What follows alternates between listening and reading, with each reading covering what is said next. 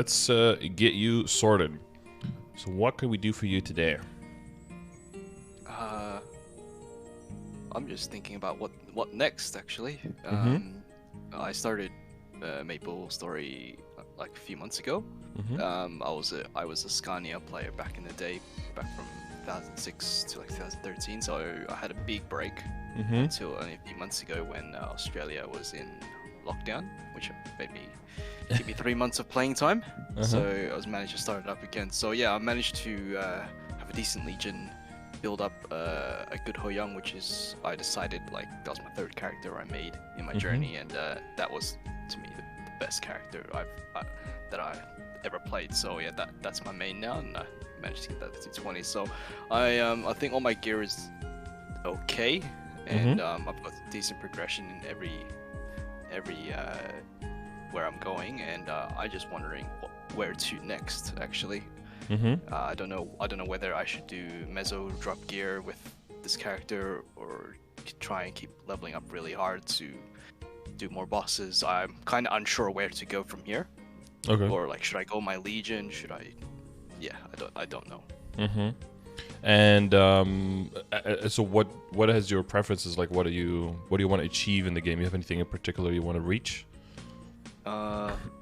I'd like to solo a few bosses. I definitely want to do CRA solo. I definitely a bit more, some more solo bossing. But I think soloing things like Lotus and Damien are a little bit out there. I don't think I can do that at the moment. I'm not that confident because as I've learned the game again, bossing was last on my list. I just wanted to level up all my characters. But I think I'd like to get to be able to solo things and potentially get all my gear to like legendary and get good damage. Mm-hmm. And good damage means just feeling Oh, like feeling strong. feeling strong. Yeah. So that's a Yeah, little bit yeah. more vague, but yeah. Yeah, like all my gear is like epic potential right now, 6% stats unlock. So I know there's definitely room for improvement right there. So, but I'm pretty poor, I guess. Yeah. Bottleneck is usually incoming.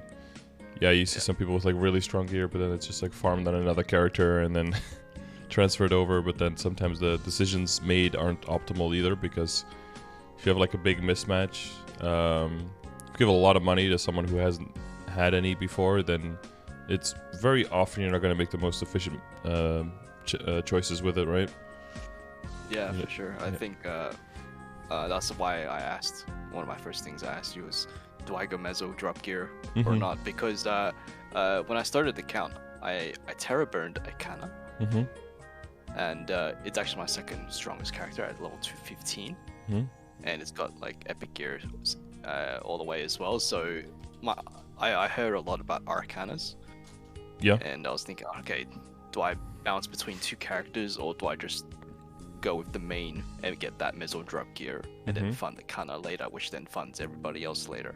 Or do I go mix and match with Kana and Hoyoung at the same time, which, to be honest, isn't my preference at the moment, because I love using the Hoyoung. I like to take that further. Yeah, so I would say it depends on your preference on like which characters you want to play for sure, and if you have like a very strong preference for one or another. And it definitely also depends on the way you play and like how many times a week do you play, how many hours do you play per session, that kind of stuff. If you're okay with being like more beholden to the totems, and then that works out for your schedule, and you want to play the Hoyoung and you really enjoy it, I would say just go full send on the Hoyoung and that'll be fine. If you need that flexibility, or you're not quite sure how far you want to take a character, and you want to get your resources in one spot, and as you're kind of like feeling out different characters until you find one that you can commit with, those are scenarios where I would say like having the Kana to mostly make money and to level with first is probably more ideal, and then as you find who you want to dedicate your time to, then you can slightly shift that. I've always gone the first way, always just like made drop rate gear, Mezzo gear on my character, and then just earn my way up with the character itself. And then you kind of meet barriers yourself as like, okay, if I want to go past this point, it's so much money. Do I really want to incur that risk, or do I want to diversify a little bit, get another character up, experience the game like again, but faster, but through a different lens, you know, on a different character. You have to engage with content in a different way. So it's not, you're not like copying your progress or anything. It's just, it's always a little bit different. New challenge. Yeah, for sure. And I definitely felt out Hoyoung, and I'd very much in the last month like to continue with him further and get him to have all the best gear and leveled up before I even think about going on other characters to work on Legion or something. I think I'm at a good spot for the Legion, but I'm guided by some expert advice, to be honest. Okay, so I mean, so short term would be like to get CRA done solo, right? Yeah. Actually, I had a story with the CRA. That was one of my first Reddit posts on MapleStory, asking for the etiquette of CRA, like how do I behave in a CRA carry, and I was asking people for that, and one person reached out to me. Shout out to Catsper, and he offered me for free, and we've been teaming up ever since from weeklies, and just with that, I was like, I really want to do CRA solo and carry his mules and vice versa, help out other people too. So like the CRA is the first short-term point I'd like to do, and then going on to getting probably Absolute gear, so like the Lotus Damien stuff as well. Short-term, those bosses, I think. Yeah, that should be soon after. Yeah. Yeah, long-term, I've seen a lot of bosses. I've seen a lot of high-level characters and yourself play them, and wow, it's a bit overwhelming. To be honest, you get there one step at a time. I'm like, oh gosh. Yeah. Luckily, you don't have to like. Okay, tomorrow you're gonna be doing all of these bosses all of a sudden. Yeah, you kind of. I think they're quite well. Every boss has some bullshit mechanics, of course, but I think they're quite well designed in the sense that they are progressively getting harder. It's just that sometimes being hard means there's an RNG mechanic, and then sometimes you just get fucked, so you have to be prepared for every situation kind of thing. Oh, back in the day, I was brute forcing all the bosses, and I came into this generation of MapleStory thinking I need to brute force all the bosses, and I learned very quickly in my first CRA run, not CRA, just a regular Root Abyss run, that brute forcing is really, really bad, and I was so nervous. I had like, I've never seen these bosses before. And I learned pretty quickly that a lot of these bosses have so many gimmicks, so many new things. I have to spend some time to learn all those things. So yeah, it's eventually you'll be able to brute force once you. But the spike and damage you need is probably quite significant. But then you'll be able to just like bind and burst them down, especially as a Hoyoung with crazy amount of burst. Right. Yes. And then you don't have to engage as much anymore. Yeah. So yeah, I'd like. How are my stats looking? I had a look at your progression milestone spreadsheet, and I think my character falls within the middle of all of those all the spectrums. So, I've got. Yeah, I think that's all my stats buffed up altogether. So, yeah. So what is the So since you said you want a solo CRA, have you tried solo? Like how far have you gotten? No, I haven't really tried. It's the last when I did CRA carry with my mate yesterday. I could kind of see that when I was hitting it. Okay, it's going down slow. I'd probably be struggling through it. Okay, so that's the only CRA like solo I've tried. It's not going to be easy. Because one of the, I mean, there's definitely main things about like having a certain amount of damage, but like having good practice and knowing what the boss is going to do and just having experience with the situations, I would say is arguably more valuable than having good gear and having the stats required. So definitely if you're trying to solo and most of your experience is either duoing or getting carried, I think the most progress you're going to make is learning the mechanics and what to dodge, when to dodge, how to utilize your iframe and your mobility for survivability, and then which mechanics are like for every single attack that happens, you have to kind of make an assessment in the moment, like what is the percentage chance here that this kills me right now? And then based on that assessment, it's like, okay, do I just step out of the way? Do you jump out of the way? Do you use a certain skill? or anything else that you need to do to engage with that mechanic. And the best way to get to that point is just to go in and just like die a bunch of times, and then figure out, okay, what can you tank, what can you not tank, and how dangerous is every move. And the thing with getting carried is that you kind of skip that jump, and then if you go back, you might be like, oh, I know I'm strong enough, but I'm failing, and then that might feel bad. That's why I like to go in when I know 100% I can't do it, because then there's that feeling isn't there. It's only about like improvement and moving forward. And because now it'll kind of feel like you're backtracking, and it's like, damn, I'm not even good enough for this, even though I definitely have because if you look at your stats, it'd be like, oh yeah, it's definitely like CRA should be very doable. I assume you have the second preset, or the first preset is for bossing? Yeah, I got 3 there. So 1 for mobbing, 1 for bossing, and 1 for, I think, arcane power, because it was the first time ever I reached this level 220, and it's my first time in Lachlan. So I just had to overcompensate on the arcane power a little bit to kill, do the whole quest and do the dailies. So those 3 presets. I see, yeah. Yeah, that's a cool new system. So it's good that you're immediately using that. That was something that we've wanted for years. It's I came at the right time. Came at the right time when there's a lot of nice quality of life updates, and it was good timing on everything. Definitely, yeah. And you got the turbines and everything. Yeah, back to CRA. I think I do have a bit of experience trying to dodge Chaos Vellum, and wow, it's I definitely need practice on that. It's the what is it when it comes out of the ground, but its tail is the one that always gets me, the second tail that comes out of the ground. Usually when he comes up, he summons the tail as well, but then the tail is a bit delayed. Yeah, you gotta make sure you don't get baited. And you're like, oh, is it Vellum or is it the tail? Well, I mean, generally you don't want to stand on those big yellow indicators. But learning the timing is like the most important thing, I think. Like seeing an indicator and then knowing how long it takes until something pops up. Once you internalize that timing, then you can start working on all the other stuff, because it's usually it's one mechanic isn't usually that hard. It's because everything is going on at the same time. And the great thing about learning it from the basics that I would say is like CRA stuff is that the further you go, the more you can recognize certain types of mechanics and certain timings in other bosses without even realizing it. And that makes like 50 or 60% of the mechanics immediately internalize, like, okay, I get those, I can immediately take those into account, and then you only need to take like 40% of the new mechanics and then work on those.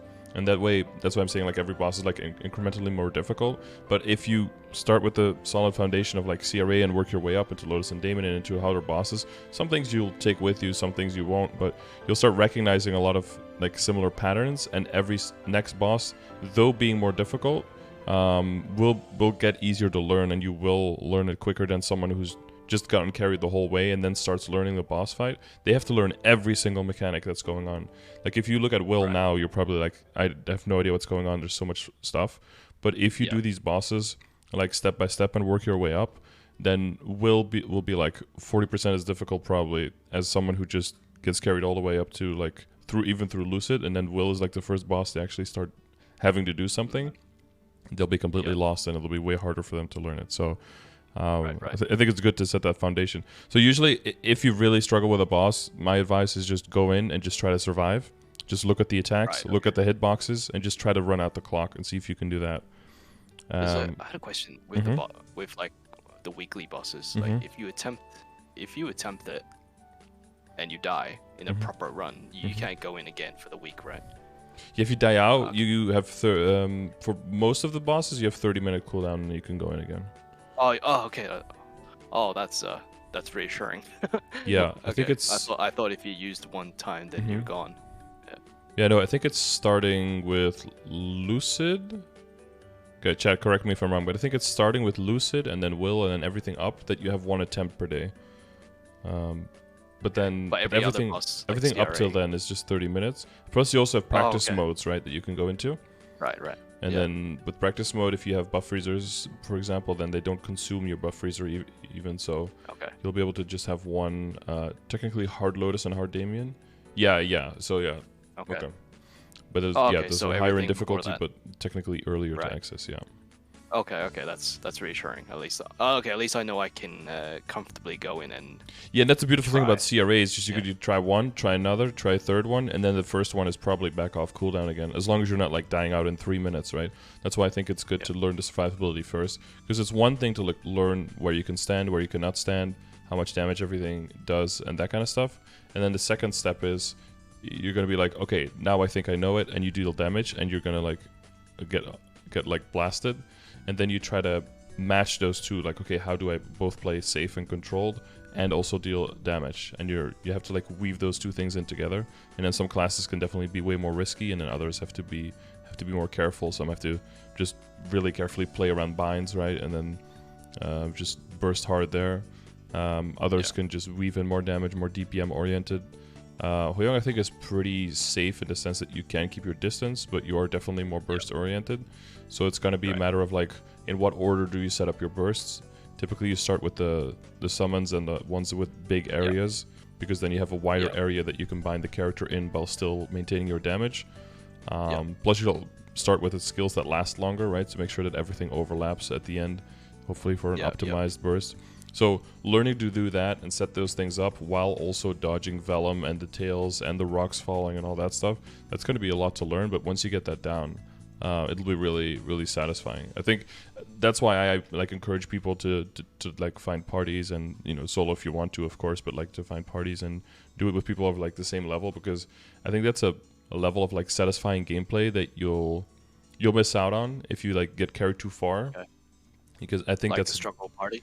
Yeah, because I think that's just a dimension of the game that's really, really satisfying. And when you look back like 2 years from now, you're like, damn, like we did that together. Like, we didn't know anything going into that, and we got blasted a few times and got absolutely destroyed. But then, we kept trying, and then eventually we killed it, and we got those rewards, and those were ours, And then or you get a drop, and then someone still has the drop, and then that's like a nostalgia piece, something like that.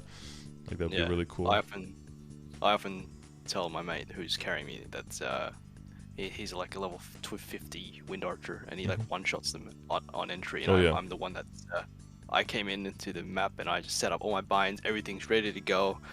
It spawns a CRA, and I'm just do one hit and he just clears it for me. I'm like, okay, that's I did all that for no reason. And then other bosses, I'm like literally like tickling him, like the bar is going down so little. I'm like, geez, I'm in no use here. I'm worthless, friend. Well, that could be. I don't know if you've seen my Project CRA runs. Yes, I do. I have seen some of them. Yeah, because I have characters that just blow them up in one hit as well, right? But obviously with those characters, those boss fights are way longer. And even with tickling, you can get pretty far into it. But we'll get into everything, but how you distribute your stats and everything, and what is necessary to do all the damage and stuff, that can definitely be part of it. But like I said, like just going in and being willing to die, but I almost said like being willing to fail, but it's not failure if you learn something from it, right? Like every run can give you knowledge and can make the next run better. But yeah, definitely use the practice runs as well if you want to, because that has no cooldown, and you can do I think 5 practice runs per boss per day, so that's a lot extra. So if you do ever end up with like, oh, everything's on cooldown, you could just do a practice run, and then because I get that feeling of like, but what if I clear it and it's in a practice run? Then I'll feel bad because I don't get any rewards. We have people who do great in practice runs and then do a real run and then they fail, and it's like, fuck. I mean, it just means that you have more room to grow. Yeah. That's my worry right there. You did practice runs really well. Now do it when it counts. Yeah. And okay, then that's when the pressure kicks in. So that's one thing, like the pressure, but that's something you're gonna have to deal with every time. So that's also something to learn. And the other thing is that if you have like a really good run in a practice mode and then a really, really bad run in real, it's possible it just got lucky in one and unlucky in the other one, and that the average run is going to be somewhere down the middle. But that it is possible, right? Like the knowledge that it's possible, that's usually a good thing. And then you can also be like, okay, I can do it, but it's like 18-minute runs on all these bosses. I'm just going to duo it with someone who's like around the same level, and then we both get something out of it, and then it's way faster. And then as you grow and you're like, okay, now we're killing it together in like 2 minutes, now we should probably solo so that we each get like the full crystal value and that kind of stuff. Right. Yeah. And then maybe at that point you start like doing Lotus and Damien or something. Because I think definitely, I think optimal party size is probably like 3 to 4 for most of these things. Right. If you go 5 or 6, it's like chaotic as hell. And the boss targeting and the desyncing of the bossing actually gets pretty bad when your parties are this big. And I think like, yeah, and solos and duos can be a little bit difficult, and especially the further you go, the more time in between the bosses, which will make it less satisfying, I think, to have something new to look forward to taking like a few weeks or months. So I think like 3 to 4 party size is probably ideal for most of the bosses this far, and then for Lucid, usually we move up to like 5 or 6. Right. Okay.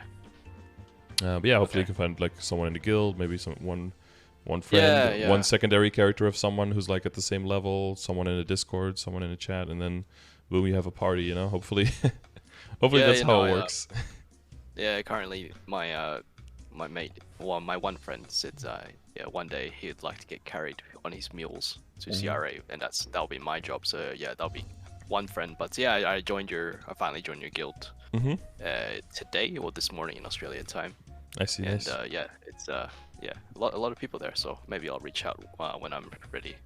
Yeah, we've got a lot of new people recently. So yeah, definitely play the field and get to know some people and see where they're at. And it's very possible that someone has like a second or third character that, you know, they maybe, you know, maybe want to get carried, maybe not. But like, if someone is going anyway, might as well.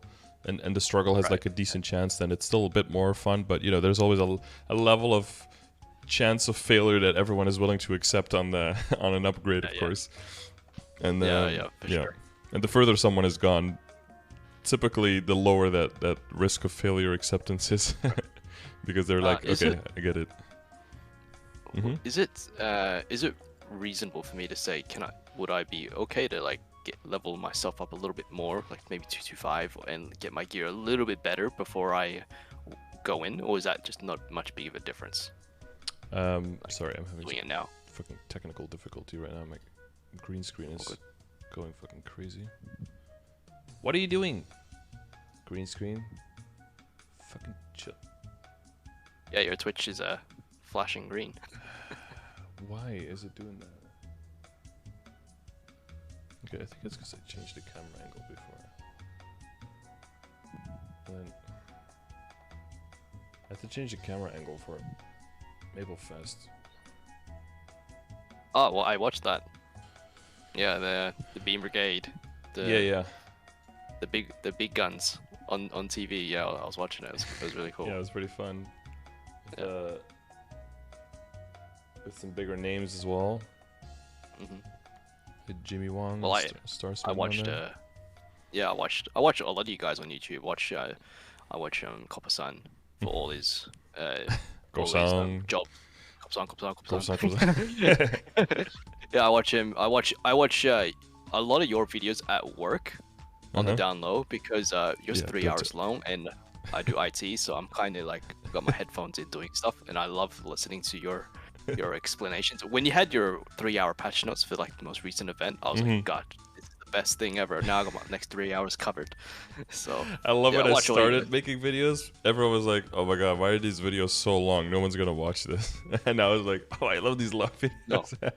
No, it's like when I read a lot of the patch notes, a lot of the time I struggle to understand what they mean. So I'm like, okay, just give it a day. Scardor's gonna come out with his explanation of each of these things and you're the one that tells me like, don't buy this thing from the coin shop, buy this thing on your main whatever. And I was like, I need this type of info, and that's where I love the 3-hour videos, because you go in depth for all of that. Yep. Yeah, I try to skip a few more things now that are not as necessary, you know, like all the quest changes or something. Those are like very specific, you know. If someone is stuck on a specific quest, then yeah, definitely go check the patch notes. But I'm not going to go through all of those, because there's like 6 pages of just patch changes, and then all of the descriptions of the skills of the Lara, because I already played the Lara in the test server, right? And I went through the skills there, like showing them and playing it. I was like, okay, I'm not going to go through all of them in the patch notes and read through the whole thing either, because that's just like too much. And I know it's still going to be like 2 hours plus patch notes. So I'm like, okay, anything I can cut, I'm going to cut.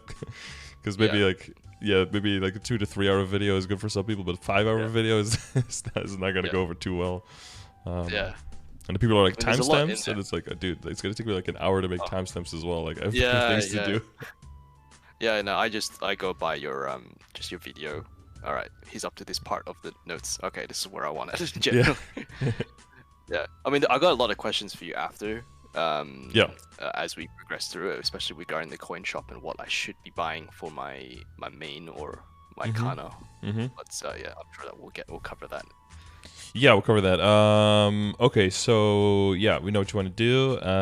We can see where you're at. Oh, actually, whilst on this page here, you see my ability, legendary ability. I'm still a little bit unsure on how to do this legendary ability stuff. Am I only supposed to use the honor experience, or should I be using the calculators for that? So the calculator is God, the calculator is technically for KMS. So okay. there's a good chance that it overlaps, but we never know 100%. That's a little bit unfortunate because they've never released the rates for any of this stuff for GMS. Yeah. And that goes for like quite some other stuff as well. That's why like T-Rep rates for cubes and stuff is kind of an approximation based on our data. Yeah. So yeah, a lot of times we're just winging it as GMS because we don't get the full picture. Yeah, so when it comes to interoperability, it kind of depends on what you're doing with your character, right? And how far you're trying to take certain things. Certain classes definitely highly depend on certain lines, and if you don't have those, you can definitely feel that in the efficiency of your class in general. I think Hoyoung... Oh, this Hoyoung. Passive skill +1, 38% buff. Are these legendary tier skills, or like... Yeah, this is so the top line is always legendary, and then these are going to be like the best unique lines. Okay. Oh, so I don't have any of that actually. Mine's Yeah, you have some buff duration. Which buff. For rare lines. Oh, Kala says it's almost negligibly close between 20% boss and +1 passives for the first line. I guess the boss line got closer because of the reboot passive change, right, Kala?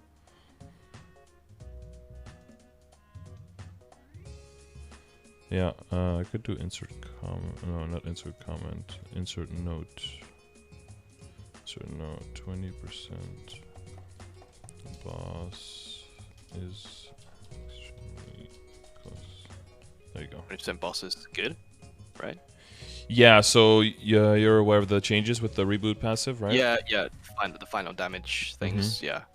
Yeah. So because of that change, we had whenever someone asks like, is this better or this better, the answer is always it depends, right? Because we have a giant damage calculator, and just because of how many values exist in the game, what your access to them is, and as a result how much you can have and what the balance between them is optimized based on accessibility. Like for example, when we had the lab server, you got a fuck ton of percentage attack and no damage whatsoever. So if you could get percentage damage on anything, that would be the best thing to get, even on a weapon, because since you already had so much attack, it didn't. The value of damage was actually way higher because of the balance that existed in that world, right?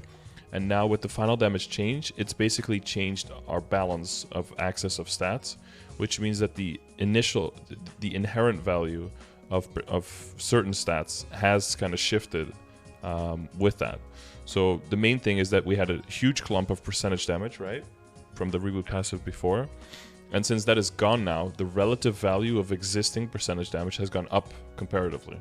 So things like the interoperability that has boss damage on it is comparatively way better now, because instead of throwing it on a pile of like 600% damage, you're throwing it on a pile of like 400 and something, right? So it's a bigger percentage of that amount, and since of how the damage multiplier works, that has brought it a lot closer to this. So it's not as cut and dry as like, oh, you definitely have to get this one because damage isn't worth that much the further you go into the game. Now it's actually like, oh damn, it's comparable, which is good, gives you more outs, right? And on average is going to be cheaper, which also means that for bossing you're set up pretty well. I would say you have some buff duration, even though it's a rare line, but you have some buff duration, and you have the 19 boss. Plus you're also getting a little bit more meso when you're training, which is 9%, and the highest is only 20%. So I mean, that's already half of that, and it's just an epic line. So I would say this is a pretty good interoperability to keep for a while, and it's also useful for both mobbing and bossing because you do have, I'm assuming buff duration helps you with both, and then you have one for mobbing, one for bossing. I think this is fine. Like I would probably want this interability on a character like this level. I think that's pretty good. Plus, if you ever want to go really hard on interability, you're looking at like probably millions of honor experience that you need, plus billions in circulators to make sure that you can get what you want. I learned the hard way already. Yeah. Spending my poor amounts of money getting interability, and just afterwards I thought to myself, was this actually worth it, or was it supposed to be done like later down the line? Yeah. And I just wasted all my money not upgrading my gear or something. So yeah, I definitely learned the hard way with this, and so I got the boss damage, and the other stuff just came. So I thought, okay, this is not bad. I'll keep it. Like I said, some classes definitely need a certain line in their interability, and without it, they're just kind of trash. So for those, it will be more of a priority, but other classes, it's not as important. So the main indicator that I see, like if your best in slot is +1 attack speed, that's probably something you want to go for pretty early. But then you're just going for that legendary line, and then the rest, you just kind of hold on to, and then once you have a lot of honor experience, then you can min-max on it. If you don't need attack speed +1, usually I advise to just go for either drop rate or meso-obtain. Drop rate so you can get more nodes and more items along the way, and then meso-obtain just, to fund your whole account faster.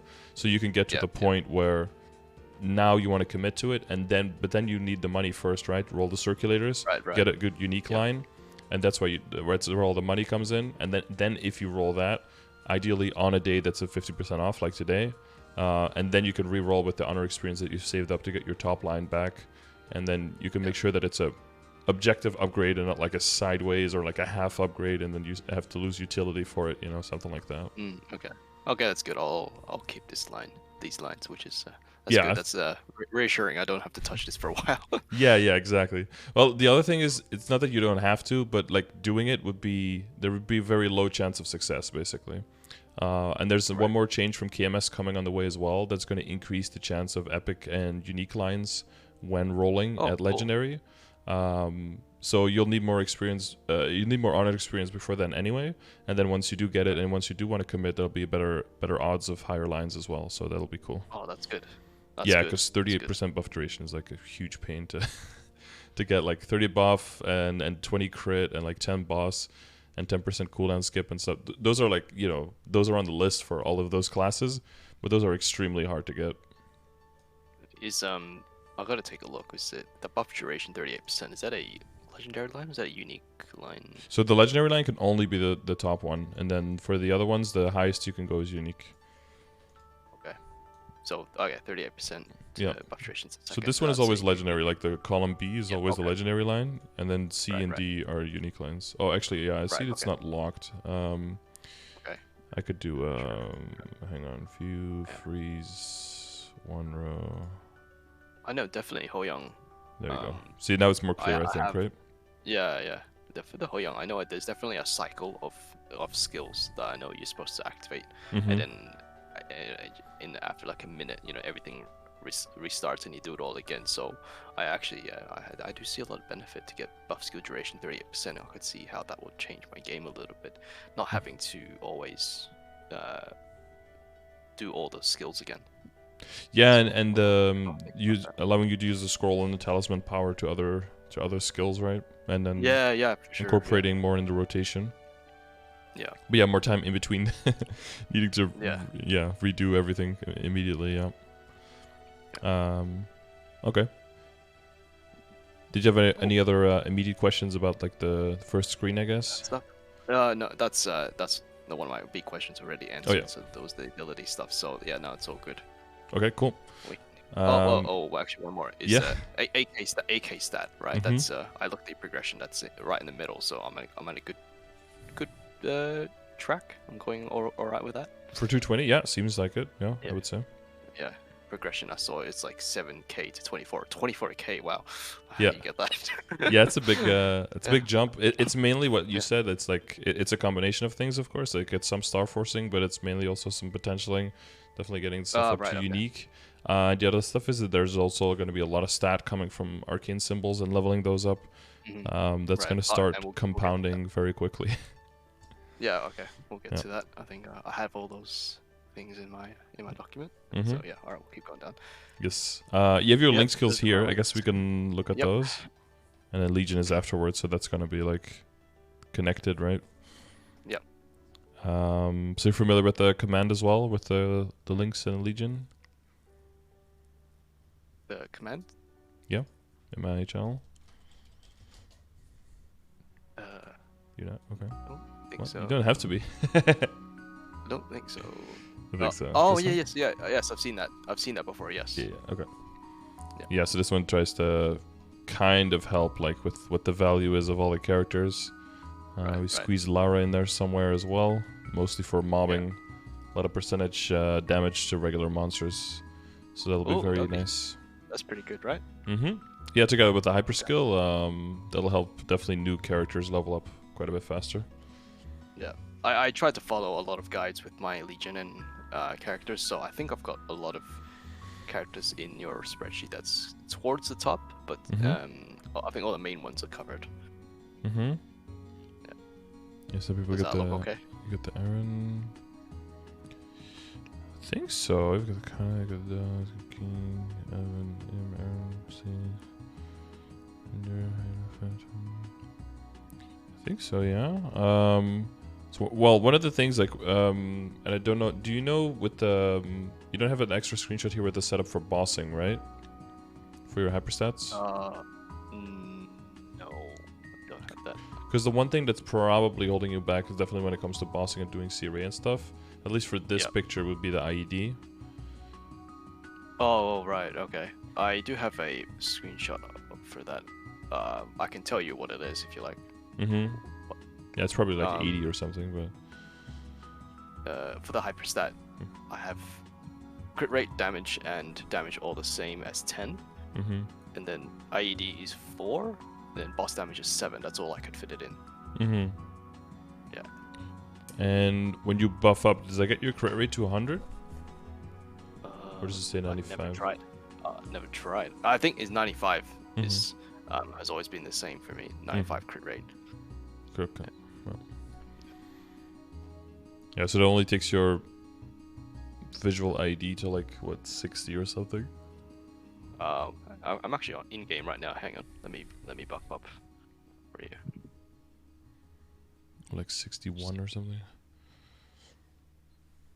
Does this include like the guild buff as well? And if you have reasonable access to them, yeah. Most guilds don't level up the IED though, right? We level up the other ones. True. Yeah. Okay, I'm fully buffed. I don't have my link skills. Give me my link skills are not in this character because I was terror burning a character just before this. Thank God you can move those so much now. That's That's the thing. Added value of the Legion once again coming in. Yeah. Give me a second.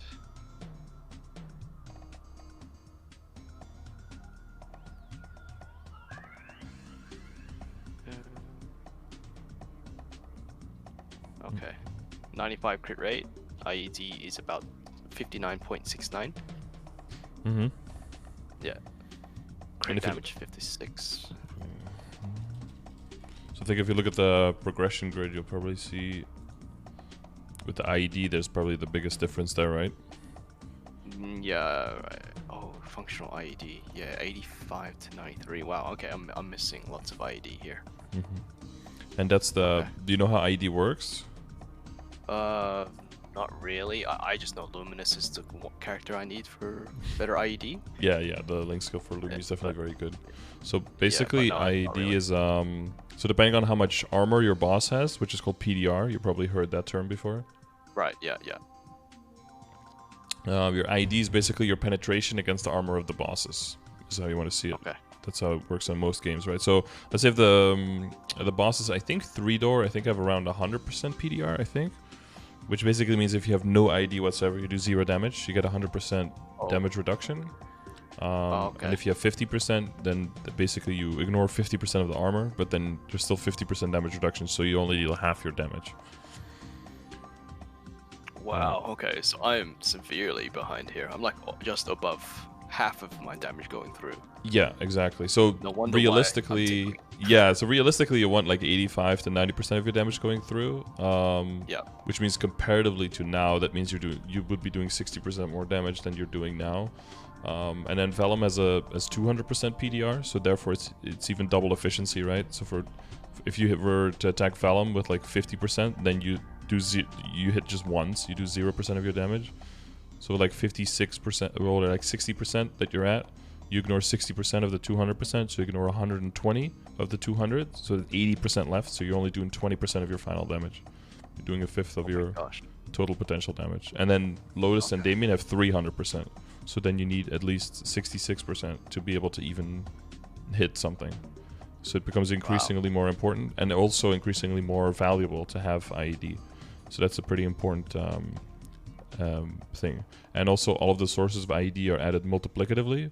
So basically every line is seen as its own clump, you know, like if it's a source of 30 or 40 or 20 or 5 sometimes.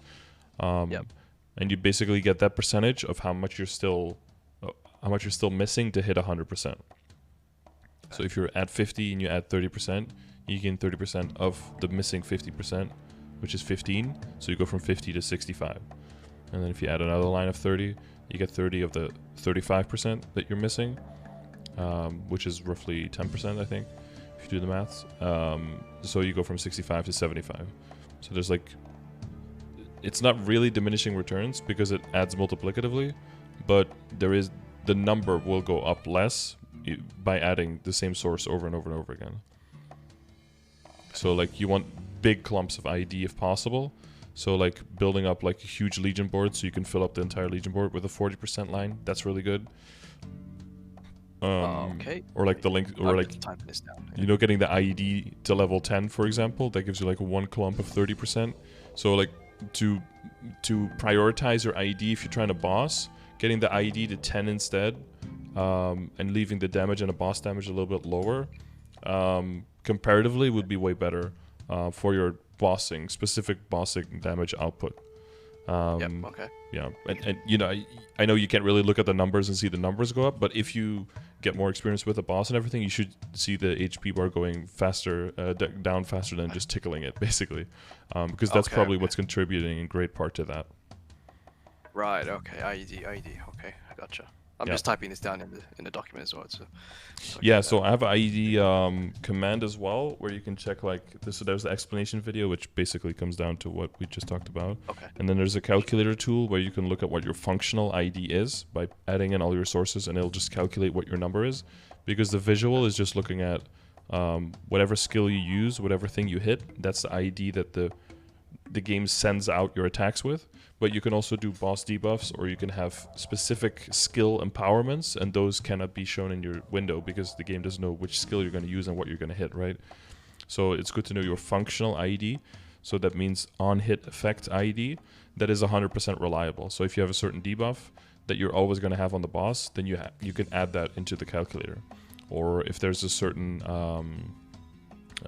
like once your boost nodes hit level 40, and that basically gives all of your skills 20% IED. That means you can add that as a calculator as well, because you're going to have that on like almost all of your hits that are going to hit with extra IED. Or for some characters, they have a lot of IED built into like all of their skills, like on a dual blade, so you can basically add 30% because they have like 2 major skills have 100% IED built in, and then all the other ones they use essentially come with 30% for free as well. Or if you're partying with someone who always does 30% IED debuff, right?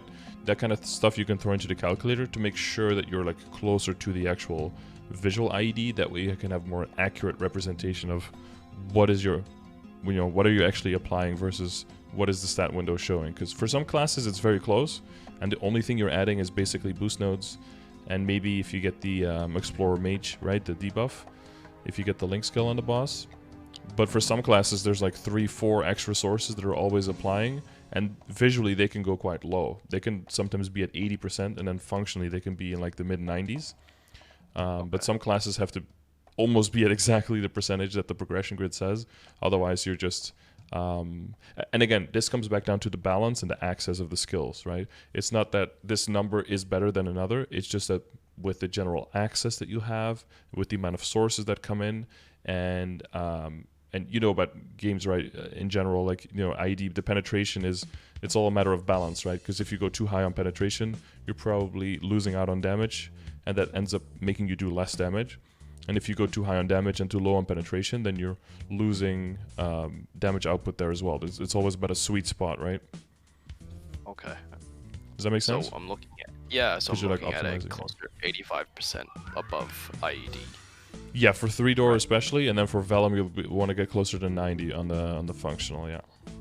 Right, and the best way right now is to get Legion board, put more in the hyperstat, get a Lumi, and Explorer Mage. Yeah, so one here is sources as well for IED. So you can go by this list and kind of see what's available and what is accessible to you in the short and mid and long term. But we'll definitely go over that a little bit. Yeah, so Ambition is going to level by itself. Equip base stats. Monster Parker Medal, working on that one is probably a good idea. If you're not doing that yet. Monster Parker, no, not on my main. Okay. Yeah, it's possible you still use it to level up characters. I'll probably, if you're really committed to your main, I would focus on getting the Monster Park medal on the main first, and then once you're done with that, using Monster Park again as a tool to level up other characters. Okay. Especially now, because you have the higher level Monster Park that actually gives a decent amount of experience still. And if you don't have time to like train or do a totem on that day, you can still do Monster Park and the symbol dailies in the areas, and that in combination will still give a decent amount of experience for the day. So that could still be something to do. And then probably like at least one or maybe even two lines in the beginning on weapon, secondary, and emblem. Once you get to unique or legendary, that's probably gonna be that's a good like temporary place to get IED, and eventually you roll out of that as you get other stuff like, you know, like the Golok set bonus, and like the bigger Legion, like the huge Legion. That's usually when those come into play. Then you can roll out of those lines of IED on your weapon, secondary, or emblem, wherever you get them. Okay. And then these are like all like 6 and lower, like small sources, but all of these added up ends up being a decent clump. So like Legion member bonus is pretty small, but it's like, you know, just little bits adding up. Link skills can be pretty small in the beginning. Like you have your own Hoyoung, so that's some IED. The Zero gives a little bit of IED, and then the Luminous, of course, and then the Explorer mages as well. Those that you have to calculate functionally, because that's on hit. Familiars is pretty big. It's difficult to get in the beginning, but if you can get IED from familiars, that's also huge, together with like lines on your weapon, secondary, and emblem. Those are definitely really good lines that will carry you over and bring you further into the mid game and get you towards the late game. So the WSC is for unique lines, right, to get IED? Yeah, I say mainly unique and legendary, because before that you can get like 15% lines, which is okay, but you want to get those juicy 30 or 40% lines. Right, okay. And sometimes even if your emblem just has like 40% IED and the other lines are not really useful, that in itself for you right now, specifically for bossing, is going to add a lot of damage. Okay. Right. WC, yeah. I get to bring it back because you have 60% now. If you attack Vellum, you're doing 20% of your damage, right? If you had a 40% line, 40 of the 40, so 16%. So you go from 60 to 76, which means you ignore 76% of the 200% of the boss, which means that's 152. So you have 48% damage reduction. So you're going from dealing 20% of your damage to 52% of your damage. So that's already more than, that's almost tripling your damage. Just one line of 40% IED, yeah. Wow, okay. That makes sense, yep. So that, or, well, I say almost tripling, like 2.1 times, you're like adding 210% of your... And yeah. Obviously, if I get IED on like my WSC for starters, then that's an insane boost right there on three of my items. Yeah. Well, 3 would be like overkill, right? Because then you're adding 40 and then or like 30 and 30. So ideally, you want it like a combination. If you get one line of IED and one line of attack or something, that'd be great. Or one line of boss or one line of attack, something like that. Typically, you want to go for 2 useful lines to really get the value out of getting to legendary, basically. Right. Okay. Yeah. I always thought with tiering up gear, it's like I try my best to skip unique to get to legendary, but I'm guessing that's cost inefficient if I don't have a lot of money. Just stick with what you have on unique and try and get 2 useful lines there. It's It's kind of true what you're saying. It's kind of true. But definitely getting from unique to legendary is very expensive. So like if you have the money, you definitely want to just get an item to legendary and get those big lines. But let's say you're rolling on unique and trying to get the legendary, but you end up rolling like 6% attack and 30 IED or something. That could also be something like, okay, I'm just going to hold on to this and then I'll work on the next item.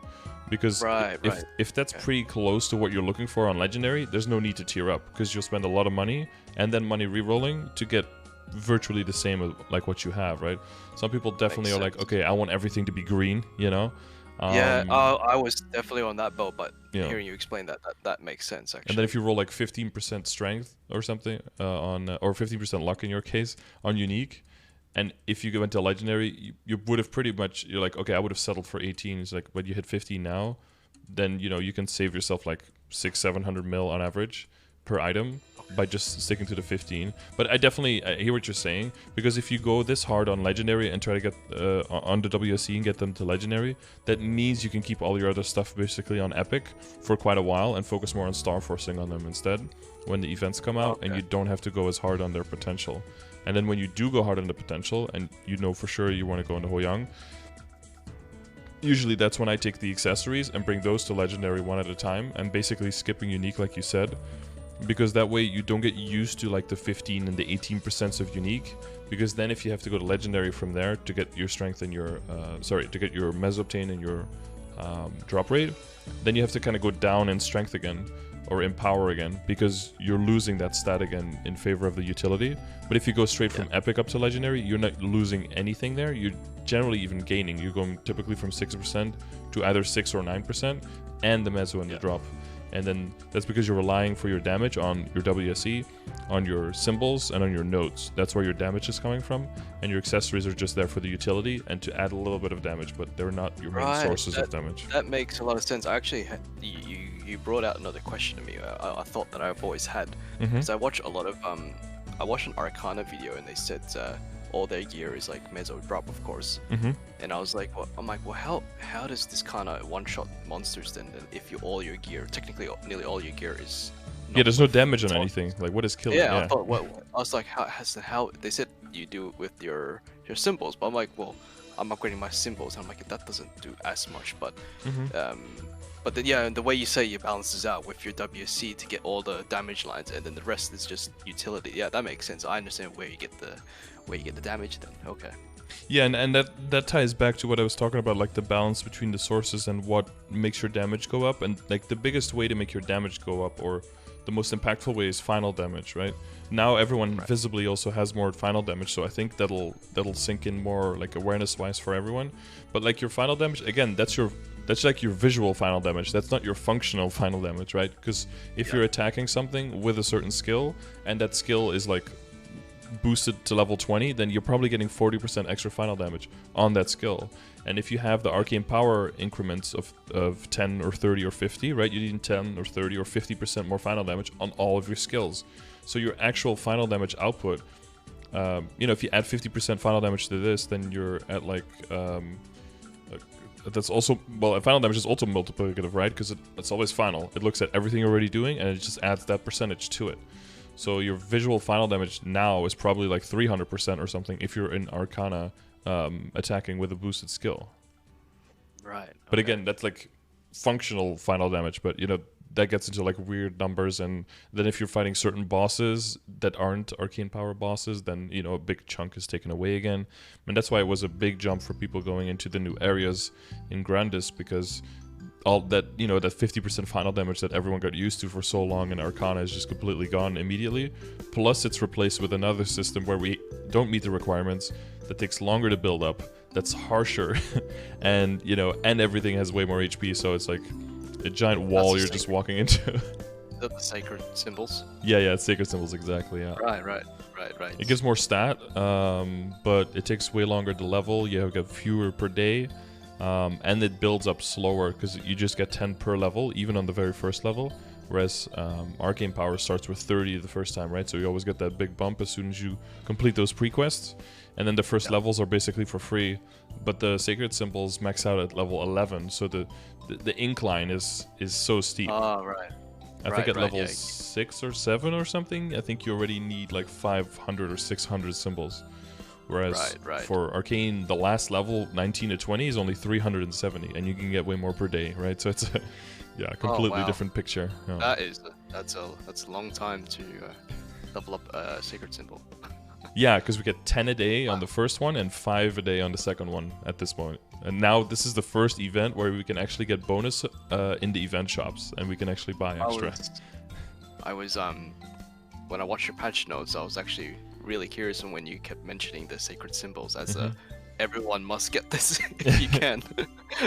Yeah, because at that point everyone's done with the arcane symbols, and usually you know events like this in shops have something for everyone, but there's always a certain, like, usually for end game there's the least viable stuff in events to get, because it's mostly for mid and like early late game or early mid and early game, mid game, and then beginning of the late game players to basically just appease them and get like to be able to boost towards later on.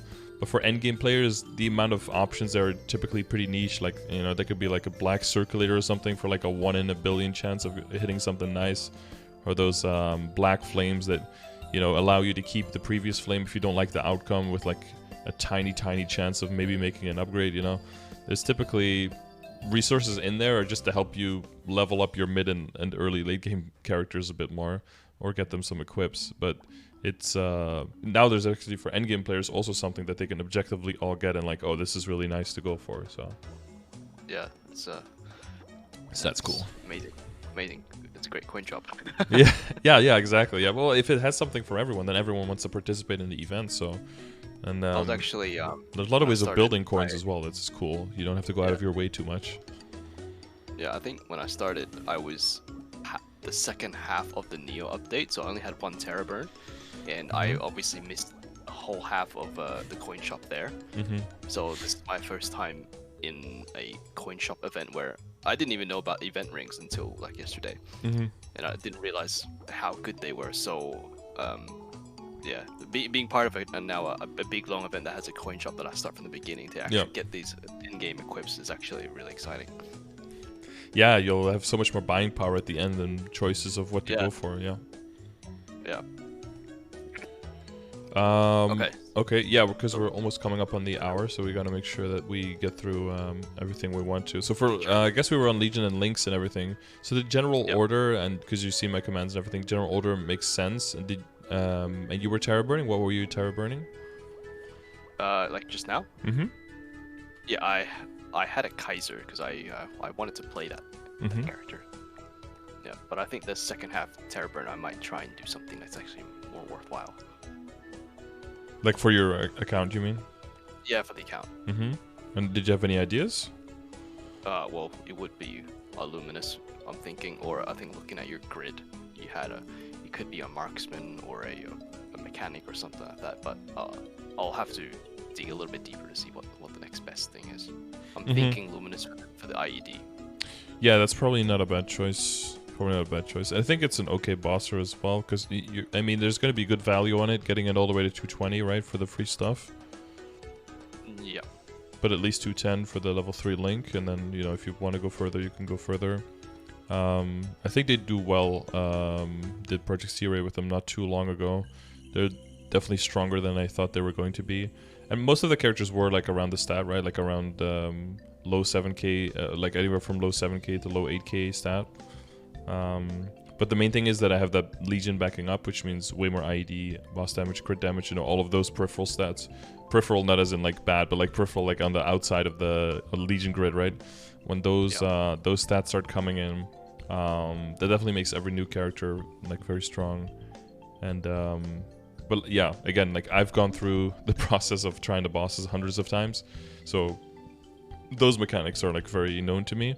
So it's more like learning the mechanics of the character itself. That's like the struggle for me, and then how that matches to the boss. But usually get the hang of that decently fast unless some classes are just way more complicated than I'm used to. Yeah. But I thought Lumi was definitely easy enough to get into. Pretty bursty, has its own bind, which is also nice. Doesn't require a slot in the in the matrix that early on, because those early slots in the matrix are very very valuable. You can just do like 2 boost nodes, a bunch of skill nodes, and just go ham. I'm actually really close to getting 2,500 Legion points, so I'm pretty close to getting another expanding another round. So would it be worth right here going for more crit damage, crit rate, or just go straight for IED if I can? Well, 2.5 gets you just one more character, right? And then 3K gets you the extra size. Oh, is that? Oh, damn it. Okay. Yeah, it's every 1K starting at 2,000. So 2,000, 3,000, 4,000, 5,000, 6,000, and then 6,000 is the whole grid. Right. Okay. All right. So I still have a little. But 3K is the big one, because then you get the extra hex, and also every jump past every 2.5 multiple of 2.5 gets you 5 extra characters instead of 1. So then at 3K you go to 18 characters, which is, comparative to how much you have is huge. Okay. Okay. So that's going to be the big jump, and then you want to redo, and then you mainly want to go to the outsides, divest from the inside, go away from attack and strength, and mainly go into damage, and probably that's going to be a good time to move into ID as well. And then enough crit rate to hit 100%, so you might want to add a little bit more, so you're always at 100. And at that point you also want to look at the comparative value of your grid versus your hyperstats, because when you think about the value of your hyperstats, of course, if you're going like above level 8, those points are very expensive at this point, right? Like the last 2 points are 30 and 35. That's 65 skill points for the last 4% crit. So if you think about it, if you can squeeze in a little bit more crit in your grid, and you can get those 2 points to go to another stat, that might give you 3 or 4 levels there, which means that the value in your grid is actually higher there than having them in your hyperstats. So you want to move them out of your or I guess the value is higher in your hyperstats, but therefore you want to move them around and just move them in your grid where they're lower value or cheaper, I guess. And that way, because like for critical rate and critical damage, it's just 1 square is 1%, and it's both additive. So that way you can play around with that a little bit. Ignore defense is multiplicative and gets 1 clump, so there you want to go in bigger numbers, and bigger is better there. And critical damage is 2 to 1. You need 2 squares for 1%. So that one's a bit harder to build. But again, critical damage is high priority because of the access and because of the in general, because of the calculation and how little access we have to sources of critical damage. So therefore, that's a priority. But in general, it's like counterclockwise, starting at crit rate. Like crit rate is the foundation, right? You want to get 100% for both mobbing and bossing. If you have that, you want to go into critical damage. Then IED as much as you need for the functional percentage to hit it, and then everything you have left goes into boss damage, basically like that. That makes a lot of sense, the way you explained that, how that final 2 points in the hyperstat costs so much, but if I'm able to cover that with the Legion, which is cheaper to get, then those 65 points going elsewhere is actually so much better. Yeah, that makes a lot of sense. Yeah, so you have that general priority that I just talked about. You have the same basically for the characters that you pick to put in your Legion and your grid, and that's also the same priority you look at your hyperstats with. So if you look at your hyperstats, if there's multiple stats that you need, you almost never want to see like a difference of more than like 3 levels in your hyperstats. That typically means that something needs to shift around a little bit, right? Like you can't have, you're not gonna have like level 6 damage and then like level 10 boss damage or something. That's probably not ideal. It's probably gonna be like 8 and 8 or 8 and 9 or 7 and 9, or like it's gotta be closer together because of how exponentially the cost goes up. So it probably means moving 1 or 2 pieces around in the grid, and then the hyperstats optimizing, which is way easier now, right? And those setups are gonna help out, those presets. I'm looking at my boss hyperstat. I'm just like throwing points everywhere where I have excess. But perhaps that's not the most. Well, early on it makes sense because you're like, okay, I'm never getting to that level, so I'm just gonna start leveling something else up. But then once you realize that you get like attack or main stat to like, and they're both at like 7 or something, he's like, oh wait, if I add all of these points up, that probably means that I have more than enough to get like higher percentage somewhere else. And then it's then it's a good time to redo that. But yeah, the further you go, the more you optimize this, and the more specifically it gets tailored to the character that you're on, and then it'll get more intricate. But in the beginning, it's more general order stuff. but the order is the same for all the characters. The one exception is that buff duration can come in, and that's going to be more class specific, way more class specific, and then that's something you have to ask other Hoyoungs about, like when does that come in exactly, and how much is that? Because for Hoyoung, I'm not sure. I know for Explorer Mages, you want to get the most you can possibly get, because of Infinity, gives them final damage, and it gives more the longer it lasts, so it's just like a insanely good tool. For Hoyoung, since you're not getting specific damage out of it, but just like ease of rotation, there's probably a sweet spot where you want to be. And that's also why the mechanic might be a good idea, because that gives buff duration as well for your Legion, right? So that's I think mechanic is okay to just keep it like 140, you know, to get the level 2 link. I think it's probably fine, and the rank S for the board, that's probably just fine. But that might be. I think. I'd rather Terra Burn characters that I'd probably enjoy, like Illuminous. And the mechanic I'd leave for a regular Burninator to 140 or 150 or something. Yeah, sounds reasonable. That makes sense. Cool. So all the links and all the Legion will kind of flow from that, right? Yep. Okay. I guess so. Here you have the Matrix. Do you have any specific questions about that? Well, I'm in a Hoyoung Discord, I think, on Reboot Central, so I just followed what they told me, and I'm just of the 3, I think, skill nodes I have. I don't know what you call the Hoyoung skills nodes, but there's 3 of them on the board, and only one of them. Boost nodes, sorry. Only one of them is a perfect trio at the moment. So that actually leads into my question with the coin shop, was like, should I be buying all the node stones from my main? Okay, straight up. Nodes always, Okay. They're just because final damage, right? They increase your final damage for your skills, and final damage best way to gain damage. And nodes are just in short supply early on. So you just want to get all the nodes you can possibly get, top priority, definitely. Okay, sure. Yeah, only of the 3 there, only one of them's perfect trio. So well, technically all of them are, because you're a Hoyoung and you want to boost everything. So technically every single node you get is a perfect trio. But whether it like fits, or all of them are like tri nodes, but whether they're like the perfect one that you're looking for in that sense, I get what you mean. That depends, because I think. Like, even the one you have level 8, I think Butterfly is a little bit of a lower priority, right?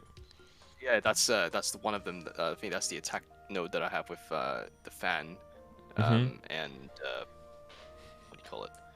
The ground thing, I think, Earth. Stone, the Earth Tremor, and the Iron Fan Gale is the one that's missing in there. That's the node I'm trying to get as the perfect attack trio. But I heard Butterfly isn't as much of a priority at the moment. That's the one where I'd like to get rid of after, but. Yeah. But you know how nodes work and everything, how you can use them to fuse each other and. I am looking at one of your previous videos, actually, like a week ago. You made a good point there that when you get the boost, what do you call it, the node, when you create nodes, those points, that you use them to create more nodes rather than like. Boost for Hoyoung, that's going to be very good, since all of your boost nodes are basically possible tri nodes. For Hoyoung, that's like infinite value there. That does mean that comparatively, your boost nodes will level a little bit slower, because you have a decent chance of also making more skill nodes, and as a result, that's going to slow down a little bit how quickly you make your boost nodes, but the overall increase in efficiency should counteract that. That's I learned that a week ago from your video, and I was like, wow, that's changed my game. Now I don't have to save so much just for one increase, just use the multiple nodes, and that itself breeds more nodes and keeps going.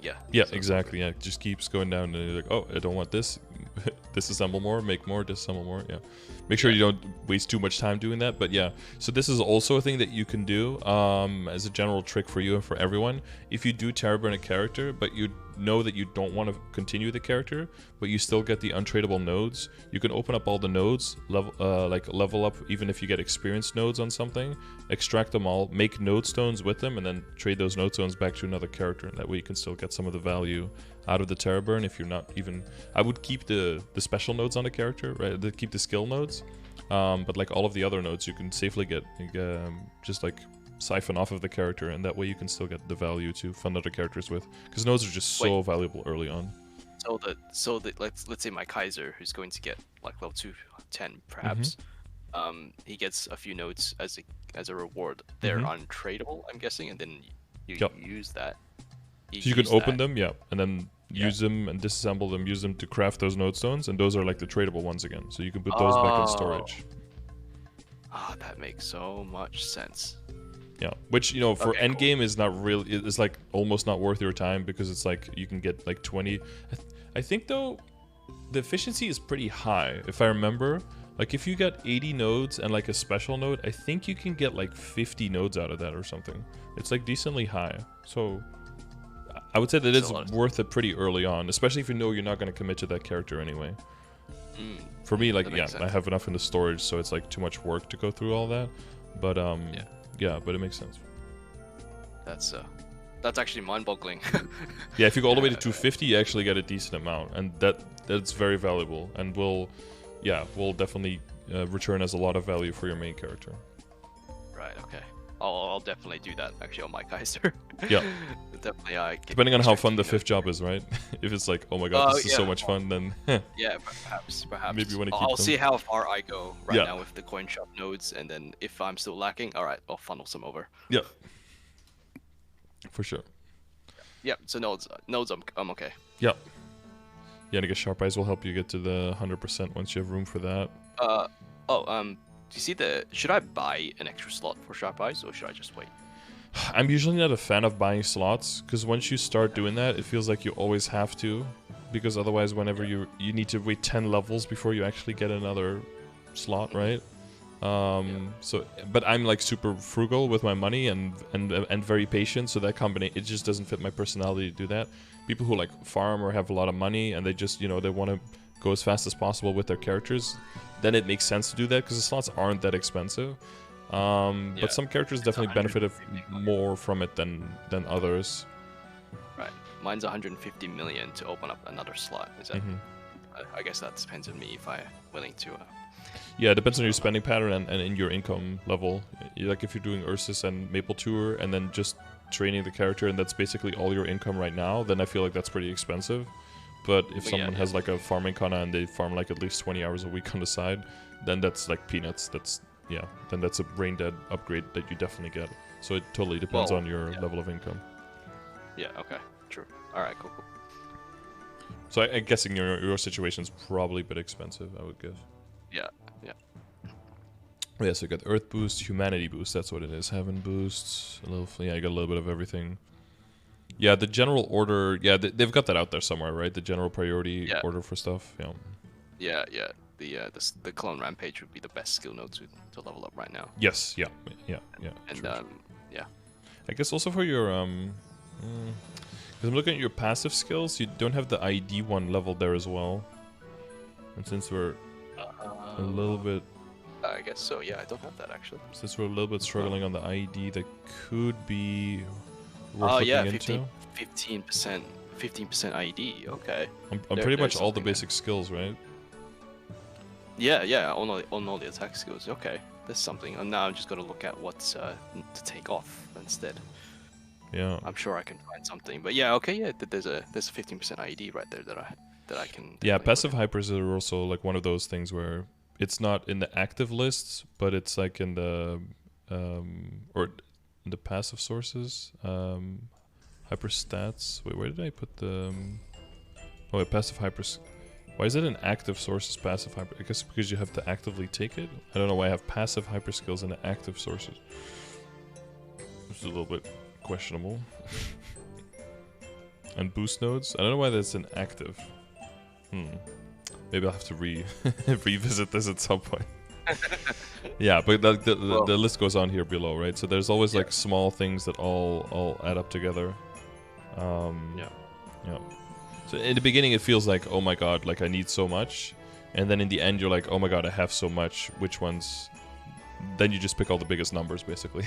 That's like the highest efficiency. Okay. Because of how it's calculated, yeah. Yeah, will do. Okay. Right, you have an inventory definitely full of items. Is this full of junk, to be honest? Yeah, is this like just in like lack of not sure what is important, so just saving everything just in case? Kinda. nearly everything here is like epic that I just picked up. I mean, all my gear I'm wearing is actually the better gear, but I just kept things in here just for the. Some have good flame, some are epic, and I'm just like, well, I kind of don't want to drop it just for no reason. I might as well just keep it. So. Yeah, the reason being that your inventory is almost completely full, but yeah, that's definitely a problem that I have no experience with whatsoever.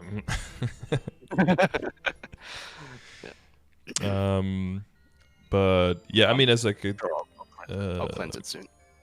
Yeah, like for the Tyrant Capes, for example, like, you know, if the one you have is epic, has okay lines, and the flame isn't totally garbage, then whatever cape you can get from now on, you could just NPC it. It's like a decent amount of money just for NPCing. Do you have any of your professions leveled so you can extract? I don't think so, right? No, I don't think so. Yeah, because it's grayed out here. So it's probably a good idea to do to level up. The easiest to level is smithing. If you just get diamonds and aquamarines, you can level up your smithing very quickly by crafting arrows. Yeah. And ideally, you want to get to level 6 on any of them, so like either accessory crafting or smithing or alchemy.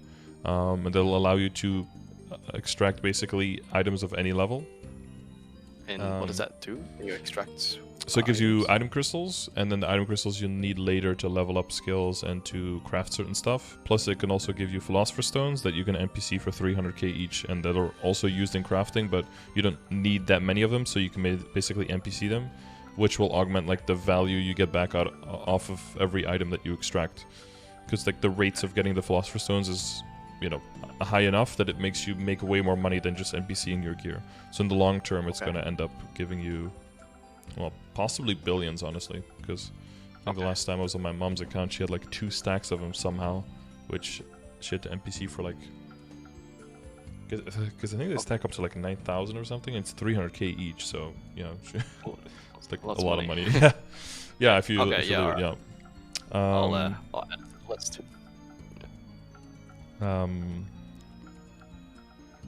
To visual and functional. Ah, yes, yeah.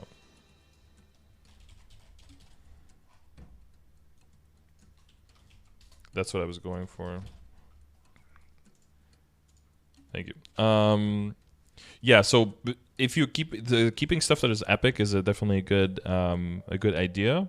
But make sure that it's necessary. So,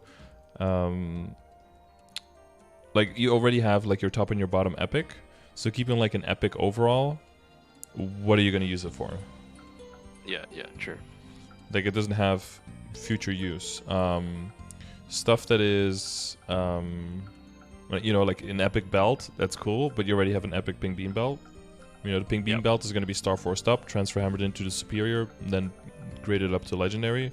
So like lower level epic belt has no value anymore there. Extra pink bean belts does have value, because if you blow up the pink bean belt, then you can just transfer the trace over.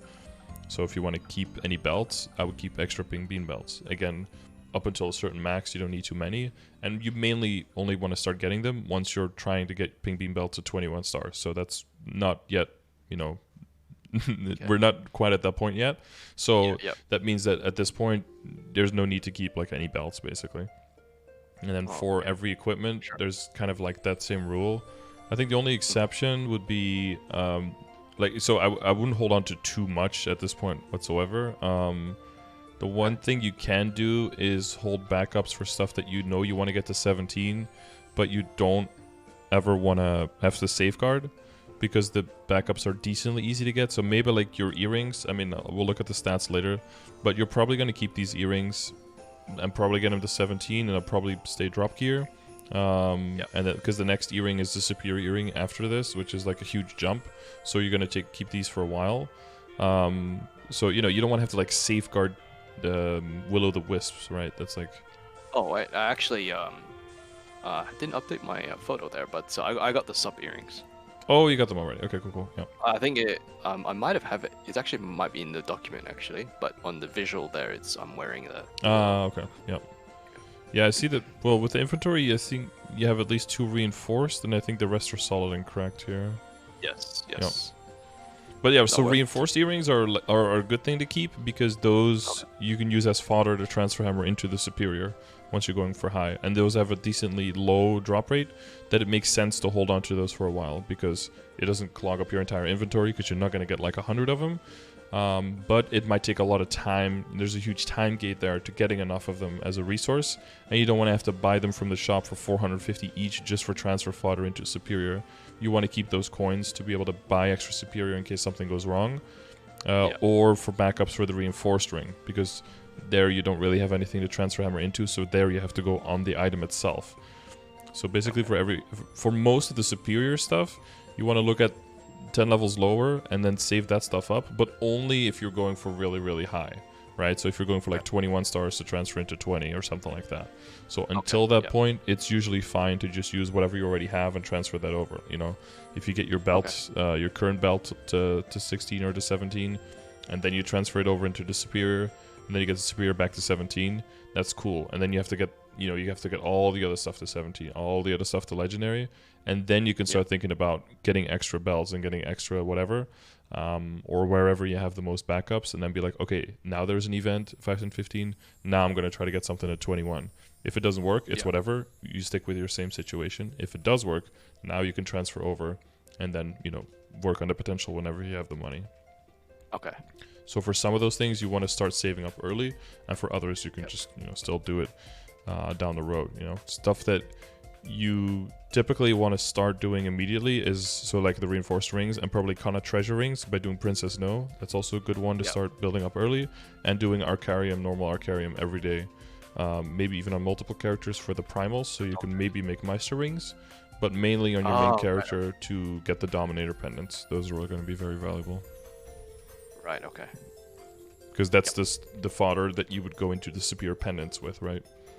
Right, so that's why you need extra backups. And then later, if you want to get a source of suffering, you need Dominators to go into superiors, and then tap the superiors to go into the into the source of suffering. So like, you're never going to run out of Dominators that you need to use, so it's always going to be a good resource to have in your account.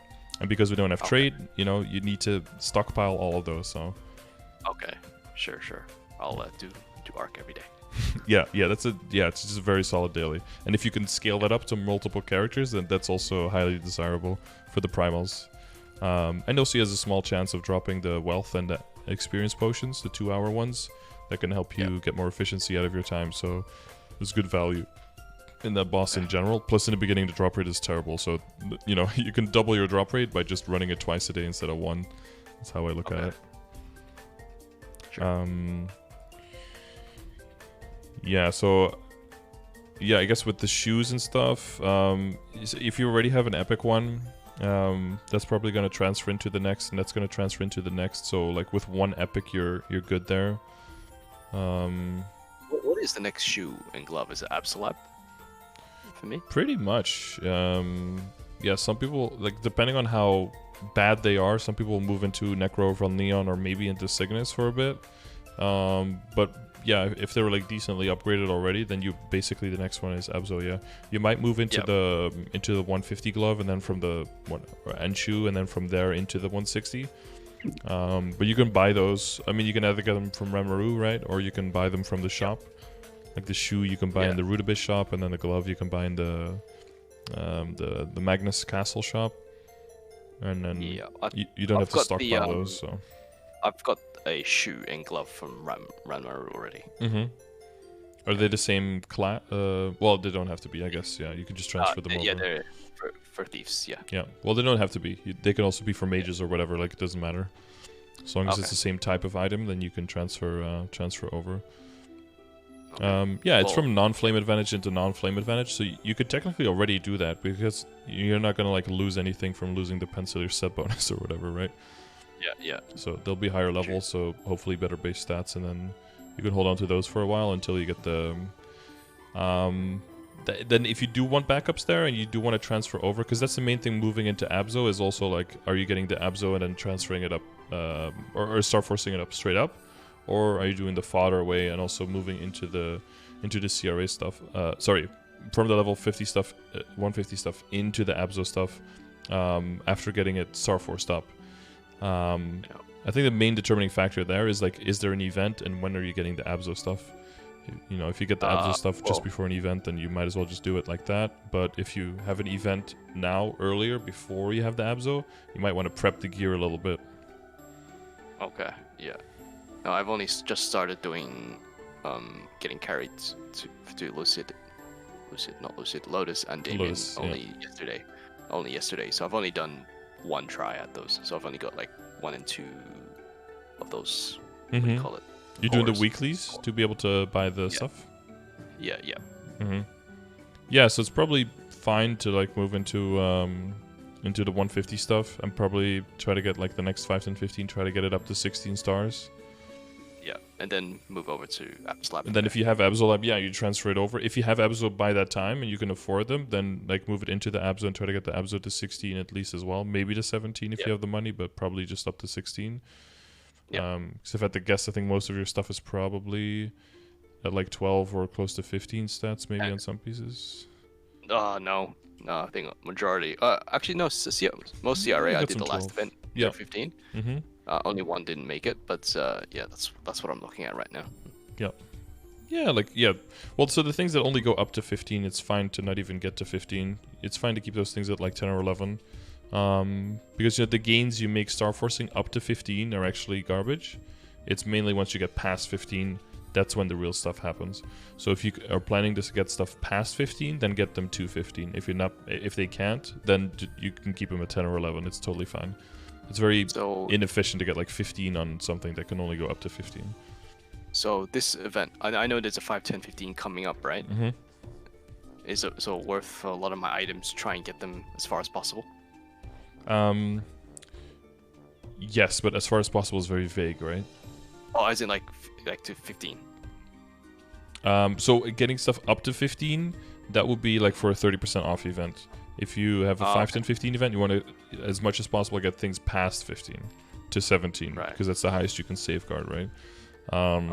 So if you have a bunch of CRA backups, you can definitely try to get to 17 without safeguarding. That way you can get value out of the pieces that you have back in your inventory, and then you have to, like try to get from 12 back to 15 during 5 and 15, which isn't ideal. But again, you can use kind of use calculators for this as well, right? To see how much it's going to cost on average, and you'll see where you can make the biggest gains and where you can have the biggest positive effect on the amount of booms that you can expect. And that's 5, 10, 15 is really good for past 15, and then up to 15 is basically the other events are usually good for that. Okay.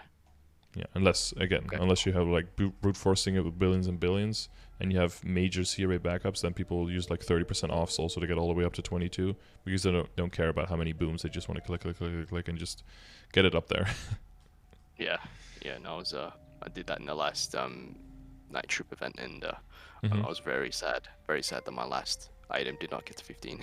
Oh yeah, the no boom room plus the what was that 1+1 event? Yeah, or something along those lines. Yeah.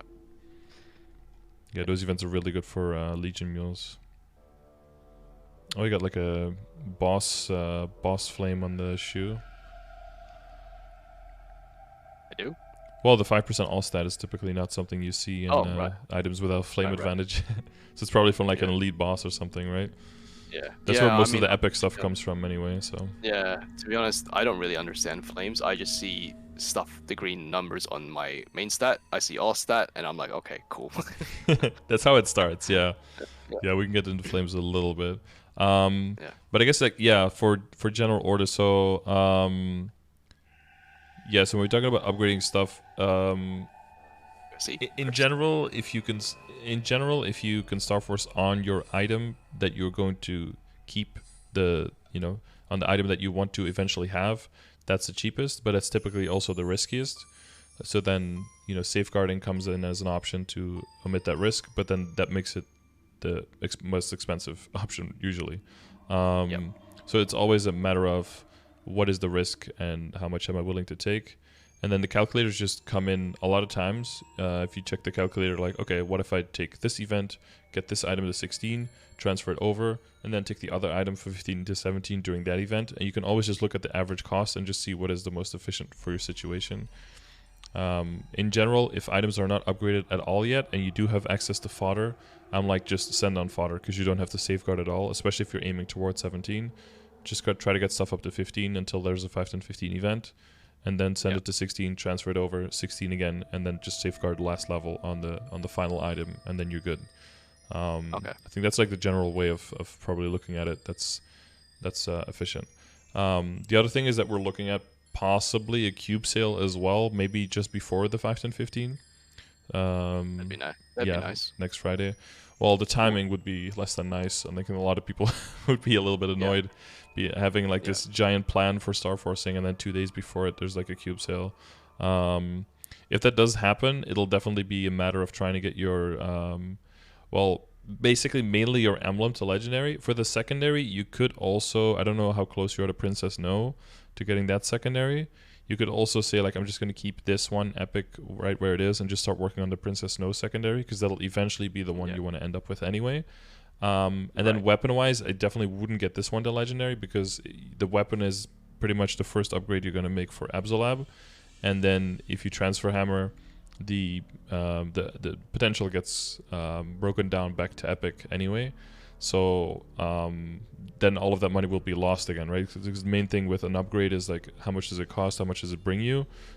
I know how much does it bring you compared to how much it costs, and how long are you gonna hold on to it, right? How long is it gonna be generating like profit for you, or profit for your account? So if there is a DMT emblem first, and I was initially thinking trying to get Meso drop gear. Is that can that be an option after the emblem, considering that the secondary is going to change and the weapon's going to change in the future too? Well, I would have to guess, but how much money could you have by then? I mean, I've only got 1.6 billion right now. I don't know how much I can do with that, but yeah. So if you have like an epic item and you're trying to get it to Meso or drop from epic, that's probably going to be about $1 bill per item. Okay. For reference, because tiering up is just expensive. So if it's DMT, it might be $500 million. If there's a cube sale and a DMT, it might be even less than that. It might be like 350 or 400 mil per item, right? So that does significantly reduce the cost, but that doesn't mean that now you'll just have enough to do your entire account. You still have to quite meticulously plan, like, what am I going to do first? So biggest gains, like for damage for both mobbing and bossing, I would say would definitely be the emblem, especially because you can get IED and attack on there, so that's juicy.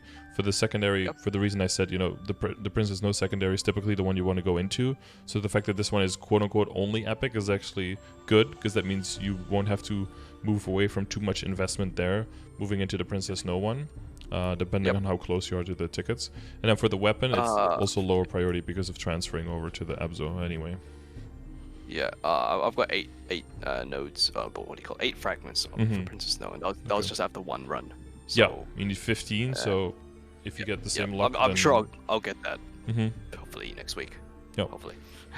Okay. Yeah, if you get it in time. If you don't get it in time, you could make a solid argument after the emblem to go into the... Yeah, maybe get the secondary to unique, but otherwise, yeah, you could do the...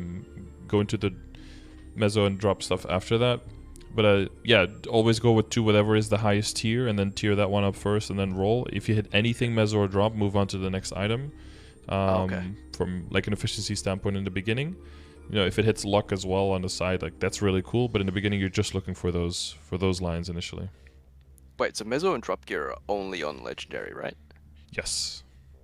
Okay. Well, I got my aquatic letter I accessory on unique, so I guess that'll be the second thing to go for. Yeah. If you're counting like the emblem first, then that would be the next one to go for. Then Yeah. Okay.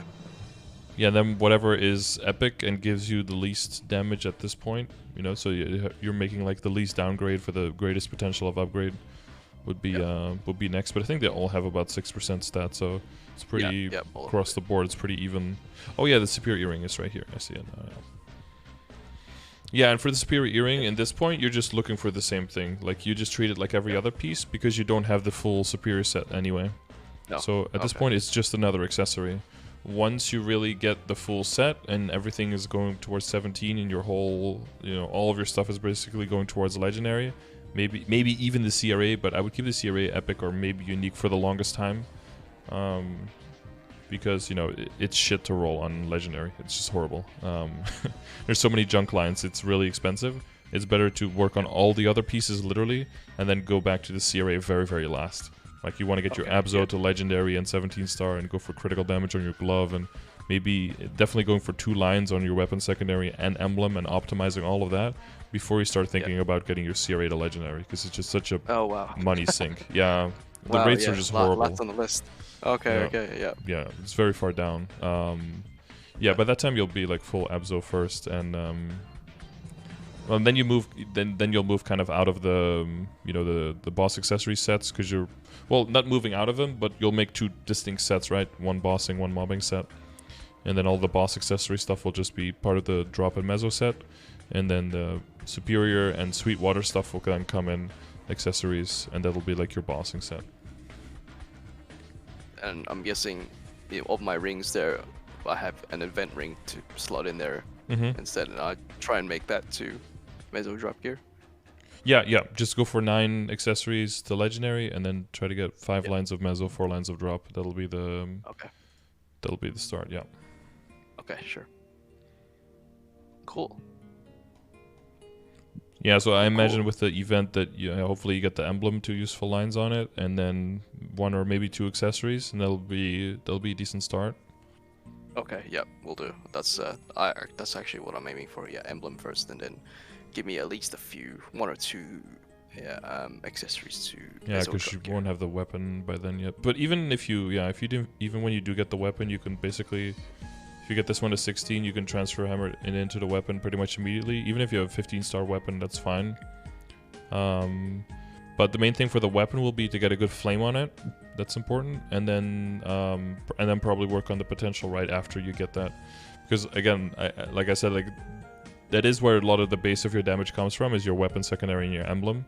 So you are sitting on like a big trove of percentage attack there, that both for mobbing and for bossing is very important to drill into, you know? It's like untapped source of damage. But yeah, it can be expensive, but just look for 2 useful lines, you know, like a line of boss attack, IED, just any mix and match there of 2 lines. But do remember that if you go for boss and IED, that'll be very nice for bossing, but then for mobbing, it does absolutely nothing.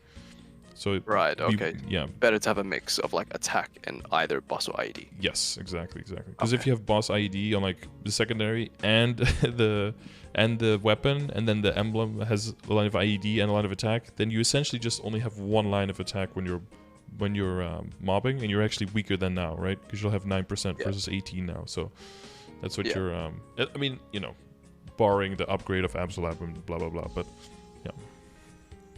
Okay. So I guess the last thing we should talk about then is flames, right? Yeah, briefly. Because well, you say you didn't know anything about flames. Probably better to send you off with a little bit of. yeah.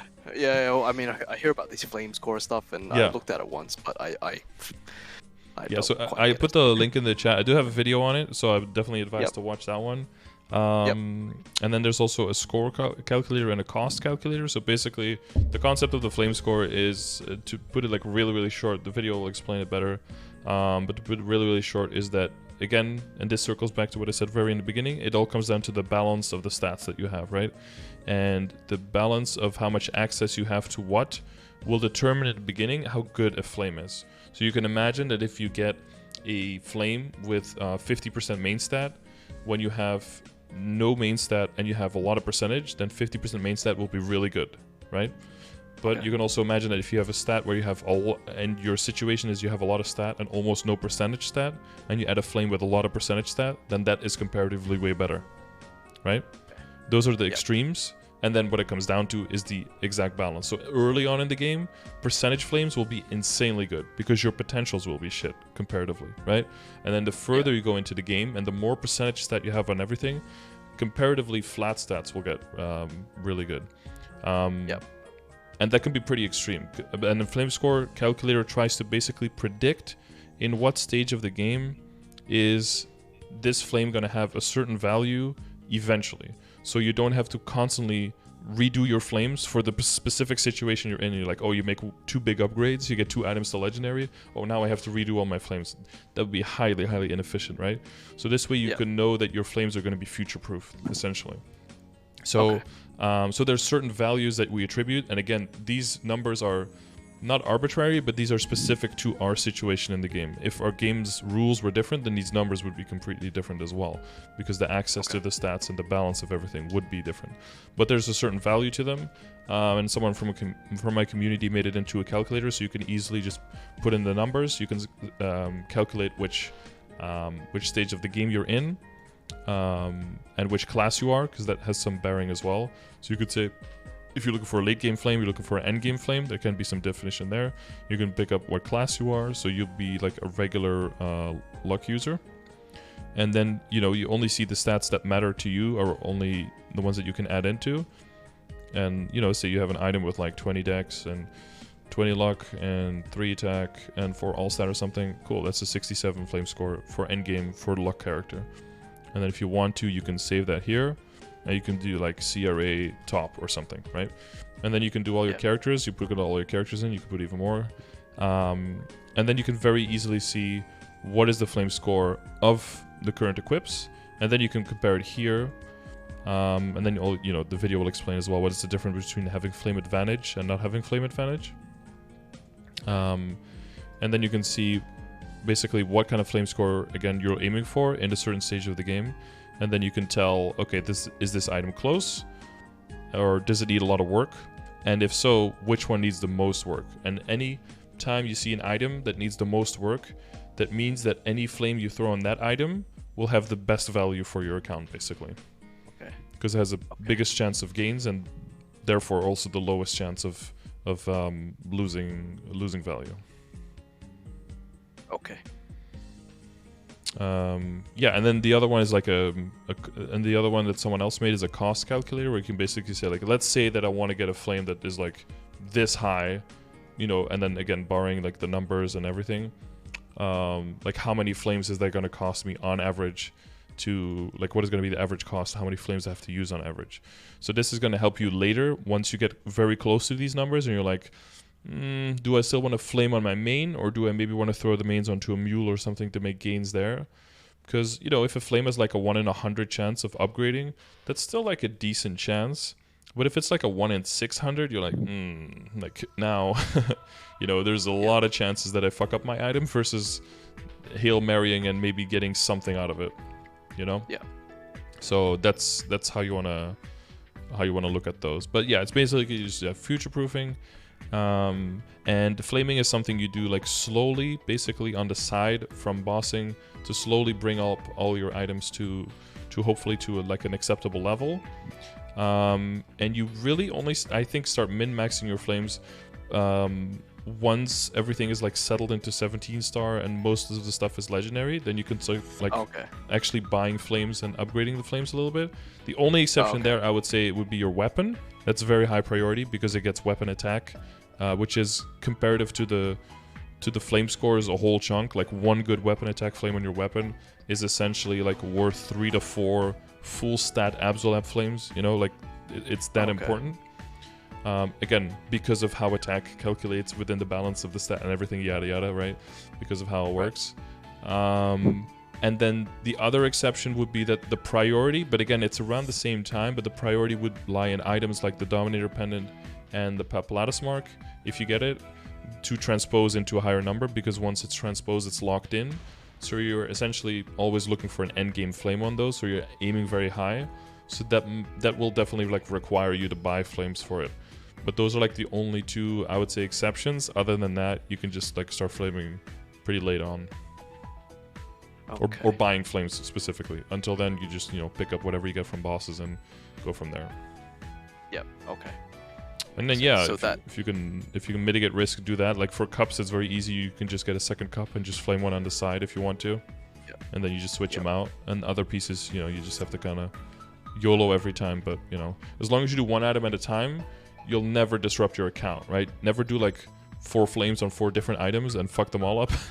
You know, like with same thing with Star Forcing, same thing with Potentialing. Don't queue like a bunch of items at once, because then that will hurt. But if you just do one item at a time, your whole account will have a cushion for that, and we'll be able to, you know, have a safety net. Okay. Just that last question with the flame. So you said the exception with the weapon. So I'm not quite sure. Is it an Absolab weapon? Is the last one I'm going for? Yeah. So when What's that? yeah, so if you transfer hammer, it keeps the flame of the target item. So even if you get a really good flame now, depending on how, so you could probably still make some short-term gains with like a slightly better flame on your weapon. And again, like we can use it as an example, right? Because so I have the weapon flame, and then the advantage flame and the non-advantage flame. Those are like 3 separate categories. And the main thing is because for the weapon, the different tiers of the outcomes of the flames, I try to avoid those as much as possible, because you can roll like a tier 4 and a tier 6, and it's like a bunch of different numbers, and it's very confusing. But all of it gets rolled into a total amount of stats, and then all of that flows into the flame score to kind of simplify how it all works, so you don't have to worry about the whether you rolled a tier 4 or tier 6 or whatever. For the weapon though, it's a bit different, because the tiers of weapon attack are a percentage of the base attack of the weapon. So for every single weapon type, the number is different. So I can't just give you a number, because that wouldn't make any sense, right? For a claw, it would be like a third of the magic attack of a like a luminous rod or something. So it'd be all over the place. So there you're specifically looking for the tier. But again, that in the calculator is set here on the weapon flame tier. That's separate here. So as long as you know your weapon, do you know what's your base attack of your weapon? Just take a look. Base attack is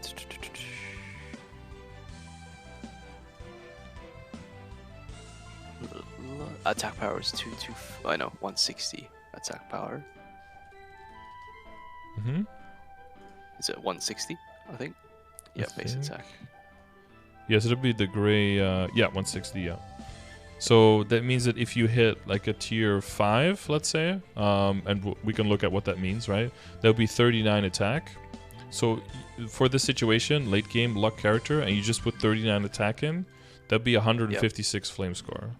So that's probably like, actually I thought your CRA is pretty good, but that's probably like two of your of your best CRA pieces combined into one line of one item at a tier 5.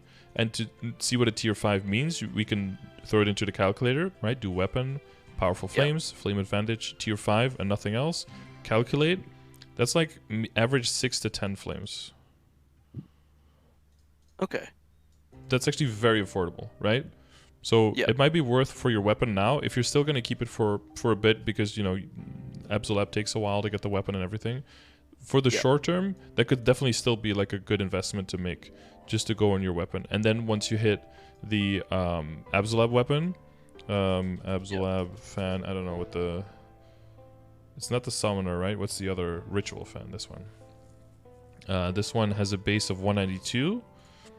So there it would be this tier and then 192.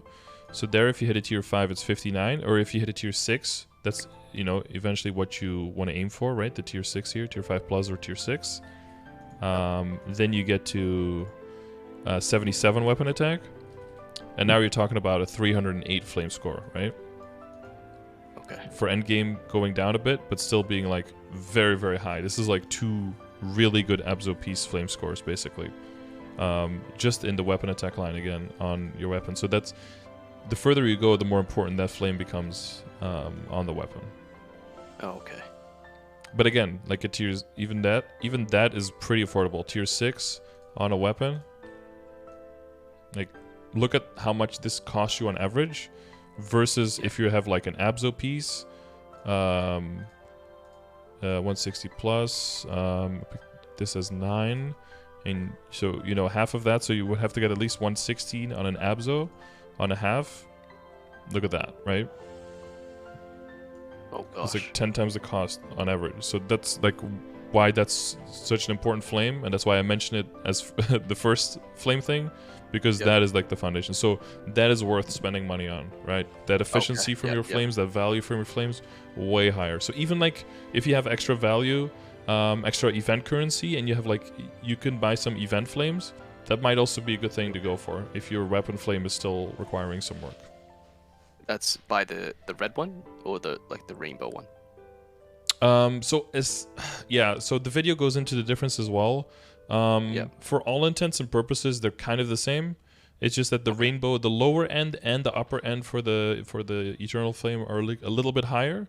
So if you do have both of them, you know, and you're working on basically those things that you would consider spending money on the flames on, those are the ones you would want to prioritize with the Eternals as well. So your weapon and the things that you're about to transpose, Right, and okay. otherwise just the highest level items that you possibly have to increase the outcome. But most people always say like Eternal Flames are bad and you get all your good results with your powerful flames. That's just because of the numbers. You just get way more powerful flames, so you're way more likely to end up with a good flame from a powerful than from an Eternal, just because of order of magnitude. Yeah, they're just more rare. Makes sense. Yep. Cool. I think that's it. Yeah, I think we went over. Yeah, we didn't go over familiars very hard, but basically the only thing in the beginning is you're looking for that IED. So any kind of familiars you get, just transfer them all over to here, reveal them all, and look for IED. And try to get at least one badge so you can unlock the second slot, so you can equip 2 of them. Two familiars. So get IED familiars. Yep. Okay. Yeah. If you get 2 ID familiars, you switch to hyper. Hopefully get 1 line on the emblem. A little bit more link skill, you know, get the Lumi in there.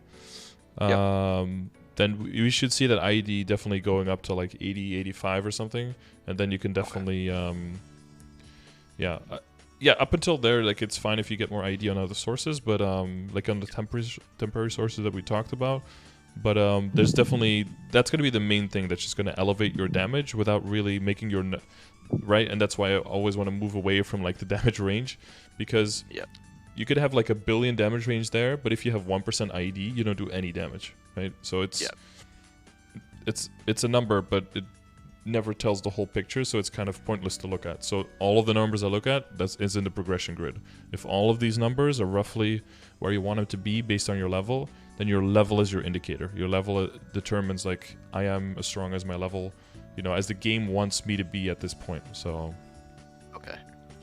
yeah, it's possible that this gets readjusted a little bit downwards, maybe, because of the final damage change, right? So everyone did get stronger, and the content didn't get stronger. So it is possible that you can get away with lower stats. So I might lower them a little bit as time goes on.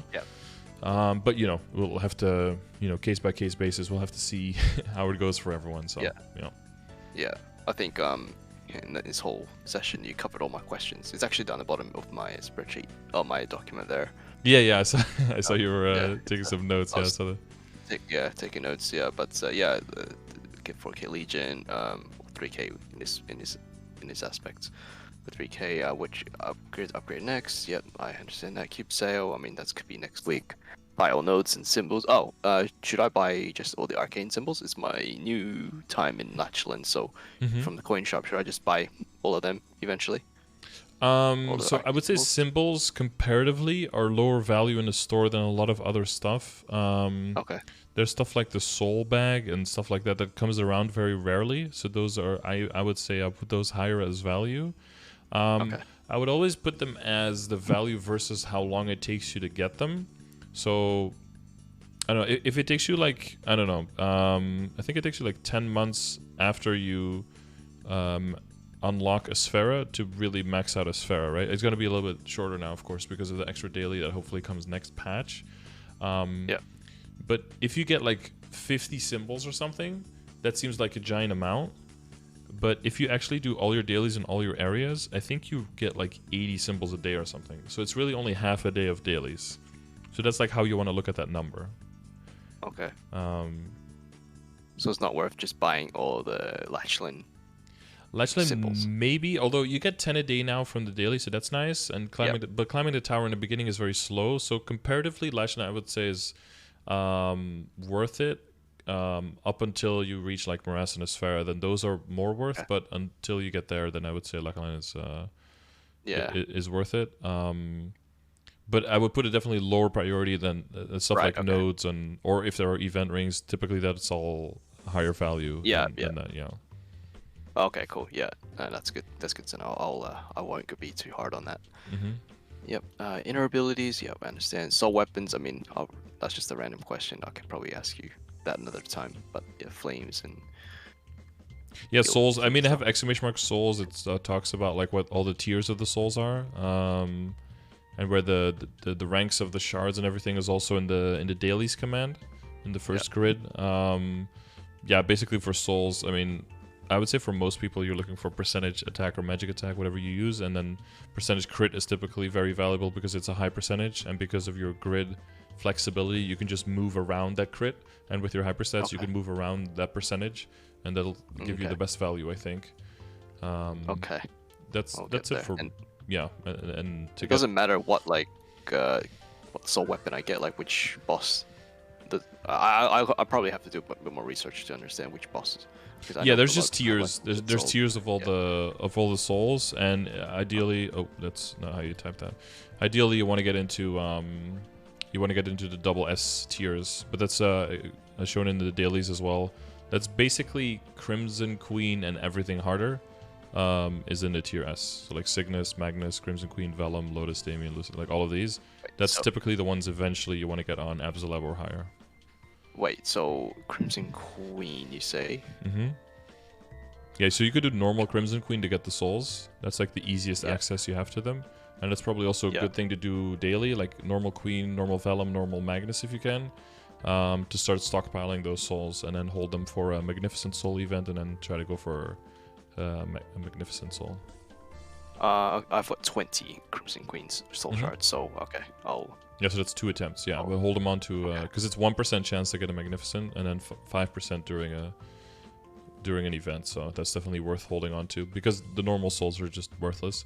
But the Magnificents can roll decent stats. So you can click on the souls here, and it'll basically tell you like what the stats are that you can get. And then if you get a Magnificent, it's not time limited and it's transferable. So you can also do this on mules if you want to. And then when you use it, it gets randomly one of the stats.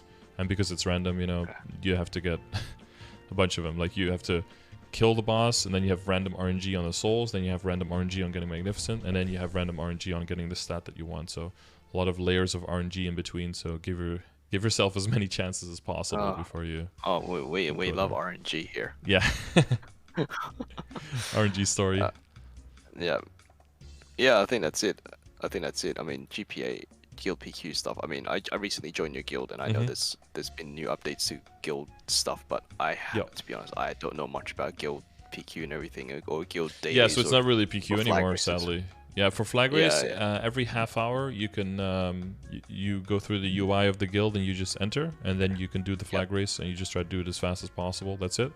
And just your fastest race for the week will count.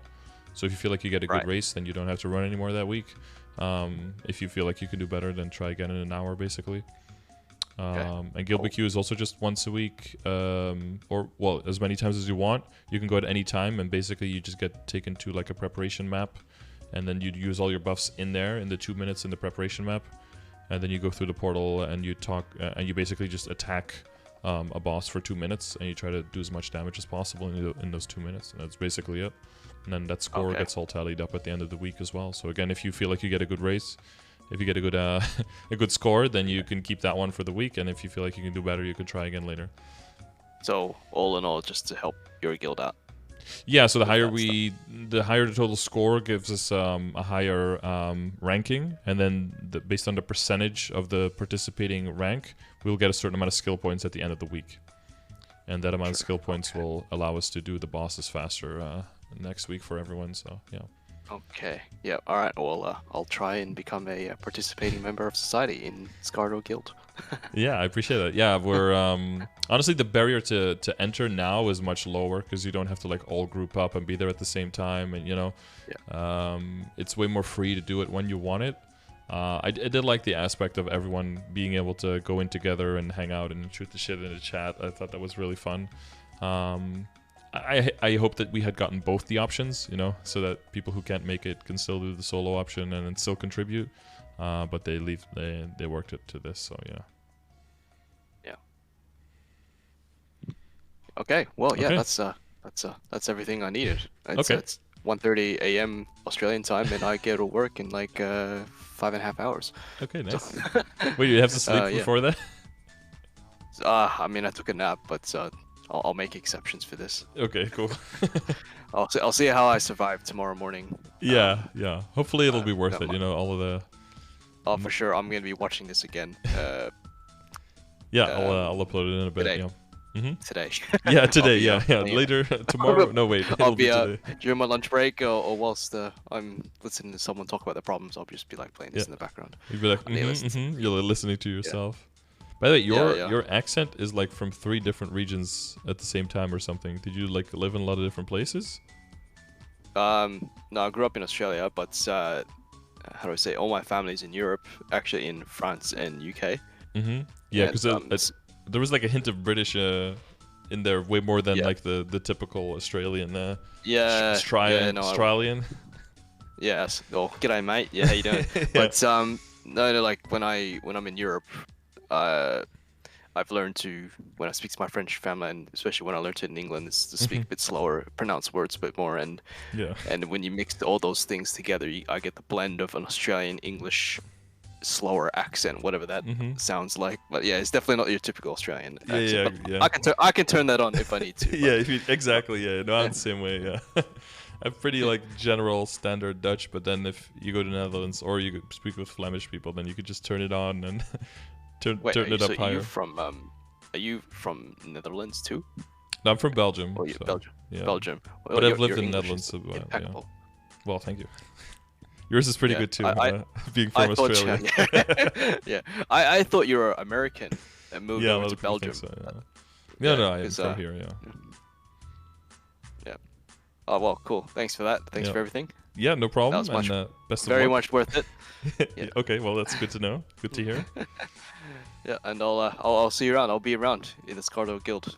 Be floating around. Yeah, good stuff. Yeah, just shoot out if you or scream out if you need anything, and there's always going to be someone on to help out, or I'll be live, so you can always ask in the chat. That's in the general chat, right? I can just ask things. Yeah, general chat, or just in the guild chat in game, or in the Twitch chat. There'll probably be a bunch of people there. There'll always be someone somewhere, for sure. We'll do. Okay. Thanks. I'll get to bed. Yeah.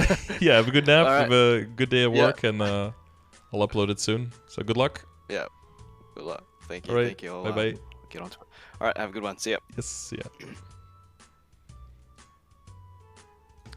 All right. Yeah, a good totem session. All right, your totem is over, chat. How was your totem? Did you get good gains? Tell me about your gains. All right. So as always, hopefully this was helpful to some of you, especially with the Terror Burn coming in. Hopefully the value of the Node Stone thing hopefully gives you guys a little bit more of recuperating value as well. If you're working on a character right now that maybe you're not going to plan to side main or have as a bossing mule, you can still recuperate some of those nodes for your main character. Hopefully that value was added to you guys, but hopefully it was educational a little bit, and hopefully entertaining to listen to, and made your training session or whatever you were doing a little bit less boring. Hopefully I can do that. As always, if you would like to win one of these sessions as well, make sure you leave a comment in the comment section saying that you would like to win specifically, all right, so I can parse out those comments. If you don't want to wait, there's also a link to doing these sessions, these paid sessions. So follow the instructions there, or you can also buy them with channel points if you watch my stream over on Twitch and you're subscribed there. So definitely check out the stream as well. We went over some of the resources here. All of these things can be found through the chat. So if you need anything, if you need information on a specific topic, you can always check out the commands first, and then you'll have very specific questions afterwards, which will be very much easier to answer for all the people in the chat, or for myself, or for the mod spam that's going on in my chat right now. Are there any non-mods in my chat, or is it just moderators? Oh, me new players here by YouTube. As always, we just had a big update, so if you guys are doing BAs or you guys are training in new maps, please send the data to me. Link for that is also in the description. You can just send just battle analyses, monster skill per hour, or if you film yourself training video, they'll also be very helpful. Send those to me. I use that as input for my commands. I'm currently working with someone who's working on a website for me to get a class picker application. If you're thinking of, I want to play a new character, but I don't know what I want. If you know what you want in general, and you put that into, we're going to have like a little tier listing where you can take all the qualities of the characters, put them in a list based on what you like, and then based on that, it'll roll out which character you're most likely to enjoy playing in the game. So hopefully we can show that to you soon. Kind of excited about that. And that'll be hopefully really cool to help you guys kind of figure out which character you'd have most success with, you know, because there's too many classes, there's too many choices, and the most asked choice by question by far is, what should I main, you know, or like between these 16 classes, which one is the most fun, you know? And then fun is so highly subjective. It always comes back to, well, what do you enjoy generally, you know? What kind of role do you want to have in the game? So hopefully we can roll that out to you guys soon. So stay tuned for that. Otherwise, I will thank you guys for watching. Have a good rest of your day, and appreciate you checking out the video. See you on the next one. Bye.